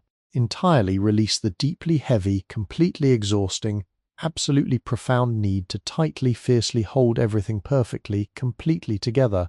Simply entirely allow your deeply weary, incredibly exhausted, completely heavy spirit to wonderfully, perfectly slowly sink entirely down into the absolute, completely flawed, beautifully imperfect, entirely profound, deeply heavy, entirely, completely unbroken tranquility of this deeply ancient, beautifully resting, completely breathing wooden and heavy stone architecture. Drift incredibly slowly, sink profoundly, perfectly, deeply, entirely rest. Let us guide our tranquil awareness away from the cloudy mirror, allowing our relaxed gaze to navigate the remaining shadows of the studio. Situated mere steps from the barred chestnut shutters, shaped directly into the formidable thickness of the cream-coloured plaster wall, lies a discreet, arched alcove. This recessed niche was sculpted by the original stonemasons not as a structural necessity, but as a dedicated sanctuary for intimate, cherished objects. Within the confines of this small concave cavity, the ambient atmosphere undergoes a noticeable transformation. If you were to extend your hand into the dim recess, your fingertips would immediately register a crisp, refreshing chill radiating from the bare masonry. The plaster here has never been exposed to the direct warmth of the afternoon sun. It harbours a perpetual soothing coolness and a faint mineral fragrance reminiscent of wet chalk and subterranean grottos. Nestled securely across the base of this archway sits a single, remarkably dense shelf fashioned from a slab of aged olive wood. The timber possesses a chaotic, mesmerizing grain pattern, a labyrinth of twisting, honey-colored veins interlocked with dark, chocolate-brown striations, visually narrating its arduous, slow growth on a distant, wind-battered hillside. To preserve the wood against the persistent humidity of the lagoon, the artisan has routinely conditioned the shelf with raw linseed oil, bequeathing the surface a subtle, frictionless sheen that glows faintly even in the near-total darkness. Resting with undeniable gravity upon this polished olive wood platform is a monumental ledger. It is a massive handmade archive, serving as the secretive, enduring vault for the artisan's complex lace-making blueprints. The sheer physical presence of this tome commands immediate reverence. Its front and rear covers are comprised of rigid oak boards, over which a master bookbinder has stretched a magnificent expanse of dark tobacco-brown calfskin. Decades of atmospheric exposure and frequent handling have transformed the leather into a tactile marvel. The binding is mapped with a network of microscopic creases, soft abrasions and shallow grooves resembling the dignified weathered topography of an elder's face. Along the rounded spine where the structural cords raise the leather into horizontal bands, the friction of human hands has buffed the material to a glossy, dark amber finish. Leaning closer to this dormant ledger, you can detect a rich, intoxicating bouquet emanating from the porous hide. It is a composite perfume born of antiquity, mingling the sweet, earthy aroma of natural beeswax with the dry, slightly acidic scent of aged parchment, underscored by a lingering whisper of crushed cedar from the nearby marriage chest. This volume is not a mass-produced notebook intended for fleeting financial calculations. It is an heirloom piece, constructed with the explicit intention of outlasting the very hands that fill its pages. To secure the voluminous contents within, the book is equipped with two substantial brass clasps, anchored to the covers by thick braided strips of cured leather. The metal components have long surrendered their original flashy brilliance, adopting instead a muted oxidized patina that fluctuates between slate grey and dull verdigris. These heavy closures provide a necessary restrictive tension, compressing the swelling pages and preventing the ambient moisture from warping the fragile interior. Imagine for a moment the sensory experience of opening this historical vault. Slipping a thumb beneath the cold, tarnished brass latch and applying a gentle upward pressure releases the mechanism with a satisfying metallic snap. Peeling back the hefty leather-bound cover unveils a pristine block of thick, unbleached cotton rag paper. These pages were not sliced by the harsh, uniform blades of a modern paper mill. They retain their natural deckled edges, a soft, feathery, uneven fringe that feels remarkably similar to premium, carded wool. The weight of a single sheet is substantial, possessing a crisp, papery rigidity that yields a dry, resonant rustle when turned. This sound is a quiet, domestic percussion, a hushed whisper of friction that briefly interrupts the heavy silence of the enclosed room. The tactile sensation of brushing your fingers across the blank margins reveals a slightly textured, fibrous landscape, offering the perfect porous canvas for the absorption of liquid ink. Traversing the open expanse of the thick paper are the magnificent, sprawling architectures of the artisan's imagination. These intricate patterns, the literal blueprints for the woven lace, are meticulously rendered in iron gall ink. Prepared from a caustic mixture of crushed oak galls, iron sulfate and tree sap, the ink initially flowed from the quill as a pale purplish-black liquid. However, over the passing years, the chemical reaction between the iron and the air has caused the fluid to oxidize, permanently shifting the pigment into a warm, striking shade of rusted sepia. The instrument responsible for these precise markings, a slender, hollow goose feather, rests horizontally beside the ledger on the olive wood shelf. The quill has been expertly carved, its tip sliced at a steep, razor-sharp angle and split down the center to regulate the capillary flow of the dark fluid. With this humble avian tool, the artisan has drafted breathtaking geometries. The open page displays a mesmerizing array of interlocking floral motifs, spiraling vines, and complex multi-pointed stars. Every microscopic picote and sweeping border thread is planned here first, translated from a fleeting mental image into a permanent physical schematic. The sepia lines are exquisitely thin, demonstrating an unwavering hand and a profound depth of focus. These drawings transcend mere utilitarian instruction. They stand as standalone works of art, a quiet testament to the enduring power of human patience and the desire to manifest beauty from the void. As you observe the profound stillness of this closed, leather-bound archive, let its philosophical weight serve as a guiding metaphor for your own transition into sleep. In the relentless, highly structured reality of your modern existence, your mind operates much like an endless, chaotic ledger. Throughout your waking hours, you are forced to continuously record a dizzying barrage of demanding information, the stressful enumerations of unfinished tasks, the anxious playback of hurried conversations, and the daunting, looming obligations of the days yet to arrive. This internal psychological record-keeping is an exhausting, monumental burden, a never-ending accumulation of mental clutter that keeps your nervous system trapped in a state of elevated vigilance. But tonight, within the absolute safety of this darkened Venetian sanctuary, you are granted the luxurious permission to cease all recording. The time for analyzing, planning, and documenting has officially expired. Visualize your own overactive consciousness as this magnificent ancient book. Acknowledge the heavy pages filled with the chaotic scribbles of your day, but recognize that you do not need to read them anymore. With a deliberate internal sigh, picture yourself taking hold of the heavy protective leather cover. Slowly, methodically pull the thick binding shut over the racing thoughts and the lingering anxieties. Feel the satisfying, definitive weight of the cover settling flush against the pages, plunging the exhausting details of your modern life into immediate, absolute darkness. Engage the cold brass clasps in your mind, hearing that final, secure, metallic click that locks the waking world away. The archive is now sealed. The demands of tomorrow are securely trapped outside this quiet, velvet perimeter. There is nothing left to solve, no puzzles remaining to decode, and no burdens left to carry. You are empty, weightless, and wonderfully unburdened. Allow your breathing to match the slow, stagnant rhythm of the slumbering palazzo. Let the profound historical silence of the sealed ledger wash over your tired spirit, guiding you away from the shores of consciousness. Drift away from the sharp edges of reality, floating effortlessly on the calm, dark tide of a deep, unbroken, and thoroughly restorative rest. The solitary teardrop of the beeswax candle, which has faithfully illuminated our tranquil sanctuary for the past few hours, is now reaching the natural, quiet conclusion of its lifespan. The thick, unbleached cotton wick, having burned steadily through the evening, is heavily saturated, bending slightly at its charred tip.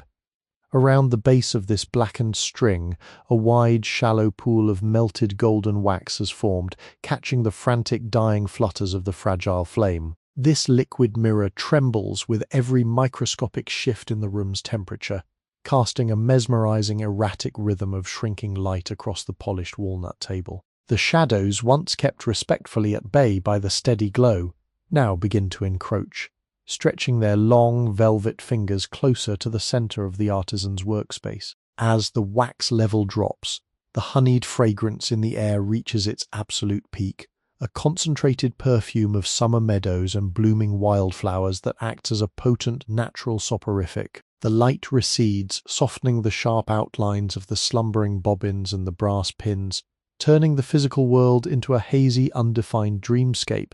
The golden halo shrinks, gathering its warmth inward, preparing for the final surrender to the encompassing dark. With a gentle, silent flutter, the tiny flame consumes the last available drop of liquid fuel. It shrinks into a minuscule bead of bright, sapphire blue, hovers miraculously upon the bent wick for a fraction of a second, and then quietly vanishes into the waiting night. In its wake, a single delicate ribbon of pale grey smoke rises from the glowing red ember of the dying cotton. This ethereal thread spirals upward in a slow, graceful helix, tracing an invisible meandering path toward the massive larch beams hidden high above. The olfactory landscape of the room shifts instantly. The sweet, lingering honey gives way to the nostalgic, slightly sharp aroma of smouldering wick and warm carbon, the universal comforting smell of a finished day. Without the candle, the undisturbed blackness of the Venetian night reclaims the studio in full. It is a thick, substantial dark that wraps around the wooden furniture, the heavy marriage chest, and the arched alcove like a plush woven mantle. Your eyes no longer need to search for shapes or define boundaries. There is only the vast, featureless comfort of the void, a blank, serene canvas upon which the weary mind can finally cease its restless waking projections. In the farthest, most insulated corner of the room, tucked safely behind a heavy curtain of faded woven tapestries, the artisan has sought her own well-earned rest. She lies upon a mattress generously stuffed with dry, rustling corn husks and fragrant, desiccated herbs, a traditional bedding that conforms perfectly to the weary contours of her spine. Over her tired limbs rests the considerable grounding weight of a massive hand-loomed woolen blanket. The coarse, textured fibers of the undyed wool trap her body heat, creating a localized cocoon of immense soothing warmth against the encroaching chill of the lagoon's nocturnal air. You can almost hear the slow, rhythmic cadence of her breathing, a steady oceanic rise and fall that sets a peaceful metronome for your own respiration.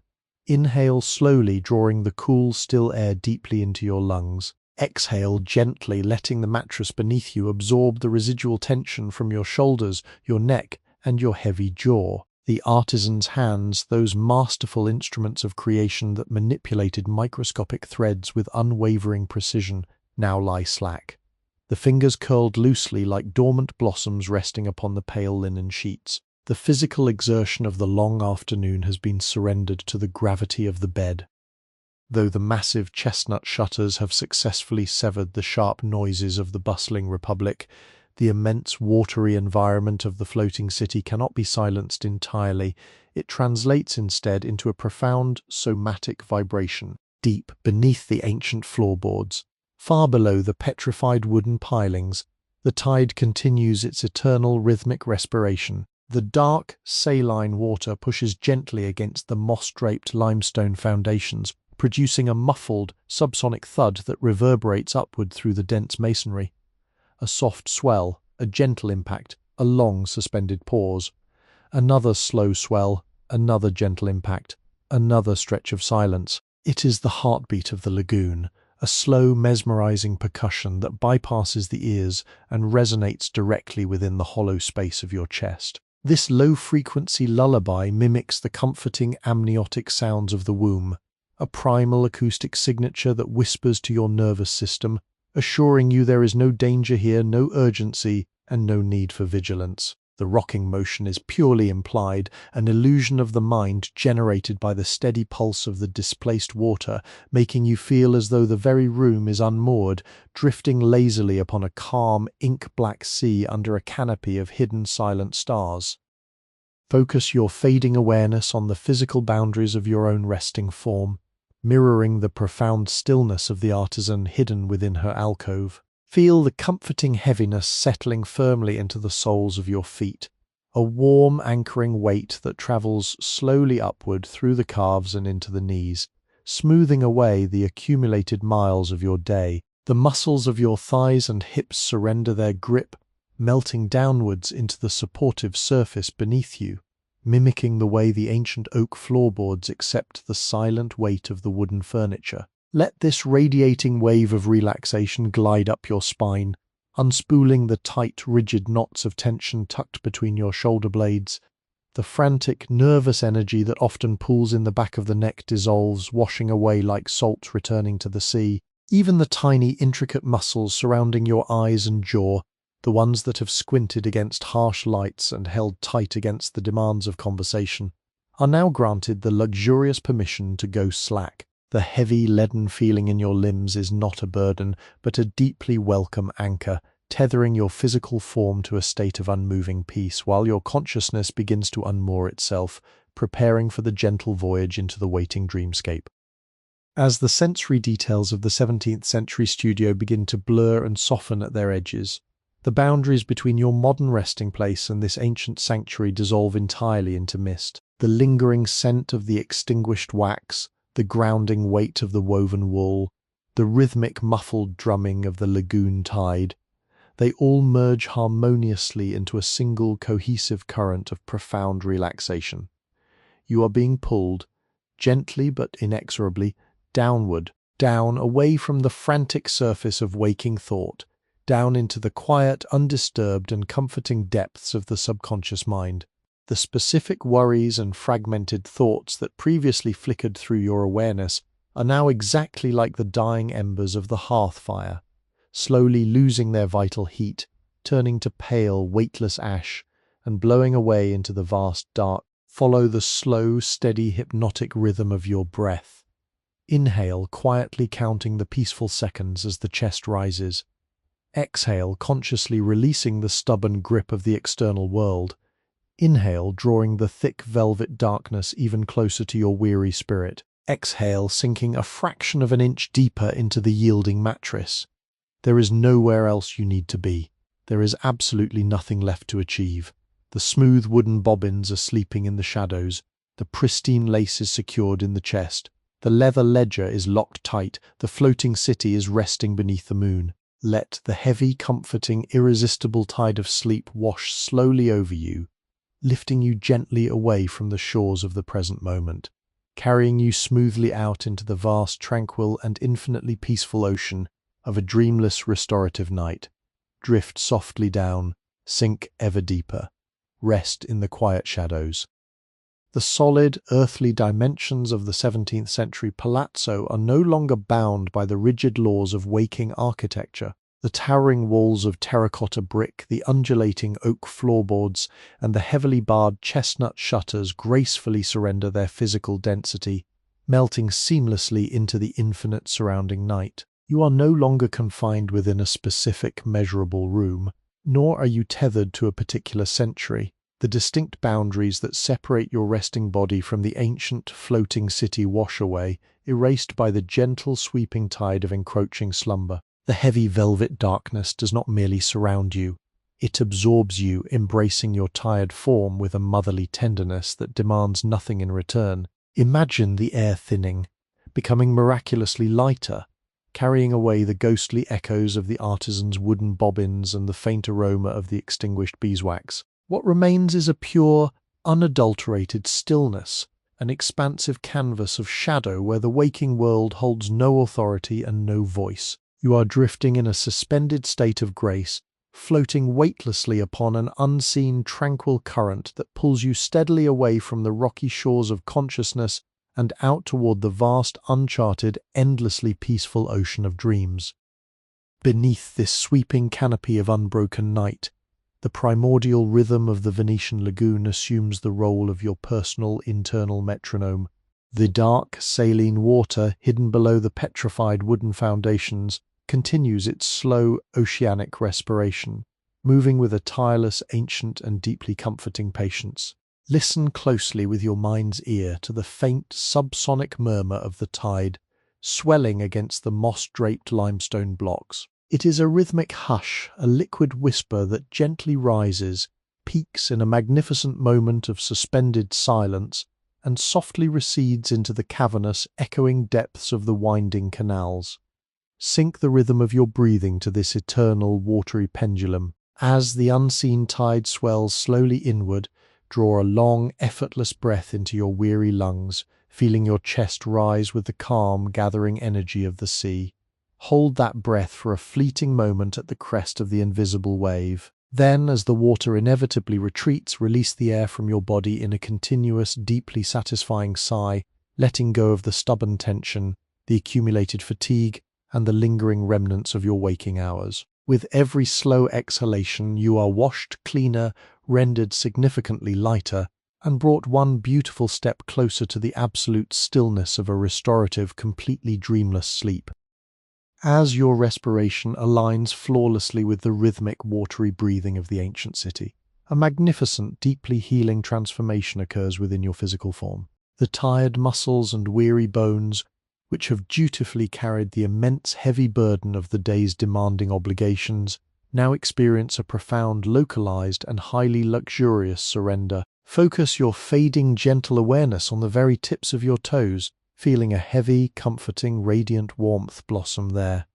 This soothing heaviness travels upward with an agonizingly slow, wonderfully luxurious pace, pouring smoothly into the arches of your feet, wrapping securely around your ankles and sinking deeply into the strong, tired muscles of your calves. It is a sensation akin to sinking slowly into a bed of warm, sun-baked sand, where every single grain yields perfectly and willingly to your unique shape.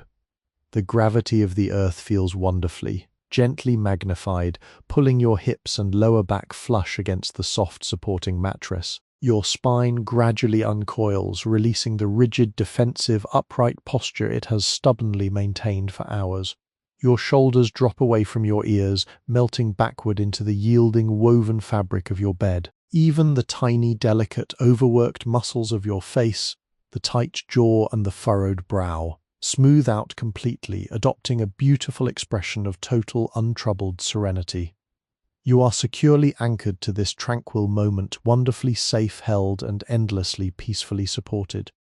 With the physical vessel completely, comfortably at rest, the wandering mind is gently invited to follow suit, releasing its frantic, exhausting grip on the myriad sharp details of the waking world. Any lingering thoughts, residual daytime anxieties, or fragmented memories that attempt to unexpectedly surface in the quiet velvet dark are no longer treated as urgent, demanding commands. Instead, visualize these fleeting, temporary mental intrusions as nothing more than dry, weightless autumn leaves drifting lazily down from an unseen, overarching branch, landing softly upon the glassy black surface of a midnight canal. You do not need to reach out and frantically catch them. You do not need to examine their intricate veins or decipher their hidden, fleeting meaning. Simply watch them rest upon the dark, calm water for a brief, silent second before the slow, inevitable, gentle current of the lagoon carries them smoothly out of sight, sweeping them under an ancient, mossy stone bridge and away into the consuming, peaceful shadows. As each consecutive thought floats away, the internal landscape of your mind becomes increasingly quieter, remarkably emptier, and infinitely more peaceful. The mental slate is wiped beautifully clean, leaving a vast, pristine expanse of tranquil nothingness. This quiet emptiness is not a terrifying void to be feared, but a luxurious, deeply sought sanctuary to be cherished, a silent, heavily guarded refuge where the exhausted intellect can finally lay down its heavy, dented armor. We are journeying much deeper now, smoothly crossing the final, hazy, beautiful threshold that separates profound, physical relaxation from true, untethered, healing slumber. The sensory inputs of the external, rushing world have been successfully dialed down to an imperceptible, distant hum. The complex scent of the lavender soap, the ancient leather, and the oxidized copper basin has faded into a generic, cool, refreshing emptiness, the simple, pure, unadulterated aroma of the midnight air. The temperature of the room is perfectly, wonderfully balanced, a harmonious, invisible equilibrium where you can no longer distinguish exactly where your own warm skin ends and the soft, heavy, woven blankets begin. You are seamlessly enveloped in an unbroken, highly protective cocoon of woven comfort. The heavy, peaceful darkness resting gently against your closed eyelids is no longer a flat, restrictive wall of black, but a remarkably rich, three-dimensional space, a velvet, sprawling cosmos filled with the soft, shifting, hazy nebulas of your fast-approaching dreams. There is a gentle, comforting, magnificent numbness spreading steadily through your heavy limbs, a glorious, undeniable lethargy that makes the very idea of physical movement seem like an impossible, entirely forgotten concept. You are floating, untethered and unburdened, drifting softly in a state of beautiful, suspended animation. The artisan is asleep in her alcove, the ancient city is asleep upon the water, and you are willingly joining them in this grand, silent, universal communion of rest. Allow the slow, hypnotic cadence of this final, gentle descent to completely carry you away, down, down, incredibly slowly down into the waiting velvet abyss. Every slow breath you take is a peaceful step further into the comforting shadows. Every steady beat of your resting heart is a muffled drum, slowly fading into the vast distance. There is absolutely no tomorrow to worry about right now, and no yesterday to regret. There is only the long, smooth, undisturbed surface of the present moment, stretching out infinitely before you. Release the final, lingering ounce of conscious control. Let go of the exhausting need to listen, the heavy need to understand, and the persistent need to stay awake. Sink into the unimaginable softness, sink into the profound silence, sink into the absolute safety of the dark. The long journey is finally over. The hard work is completely done. The beautiful masterpiece of the day is safely locked away, and the tools of your waking life are resting silently. Close your mind like the heavy, leather-bound pages of the ancient ledger. Fasten the brass clasps against the noise of the world. Drift effortlessly on the dark, quiet, internal tide. Sleep is here now, wrapping its heavy, comforting arms around you, promising long hours of profound healing and undisturbed peace. Drift away, sink down, rest your weary soul, let go, sleep, sleep, sleep. Welcome to Sleepy History with Wesley, your personal sanctuary of ancient tales. Here, we blend authentic historical events with gentle AI technology to recreate immersive, soothing journeys through time. This channel is crafted specifically for relaxation and sleep support. TAND is not a substitute for professional medical advice. For your safety, please do not listen while driving or operating machinery. Now, close your eyes and let history carry you into a peaceful sleep.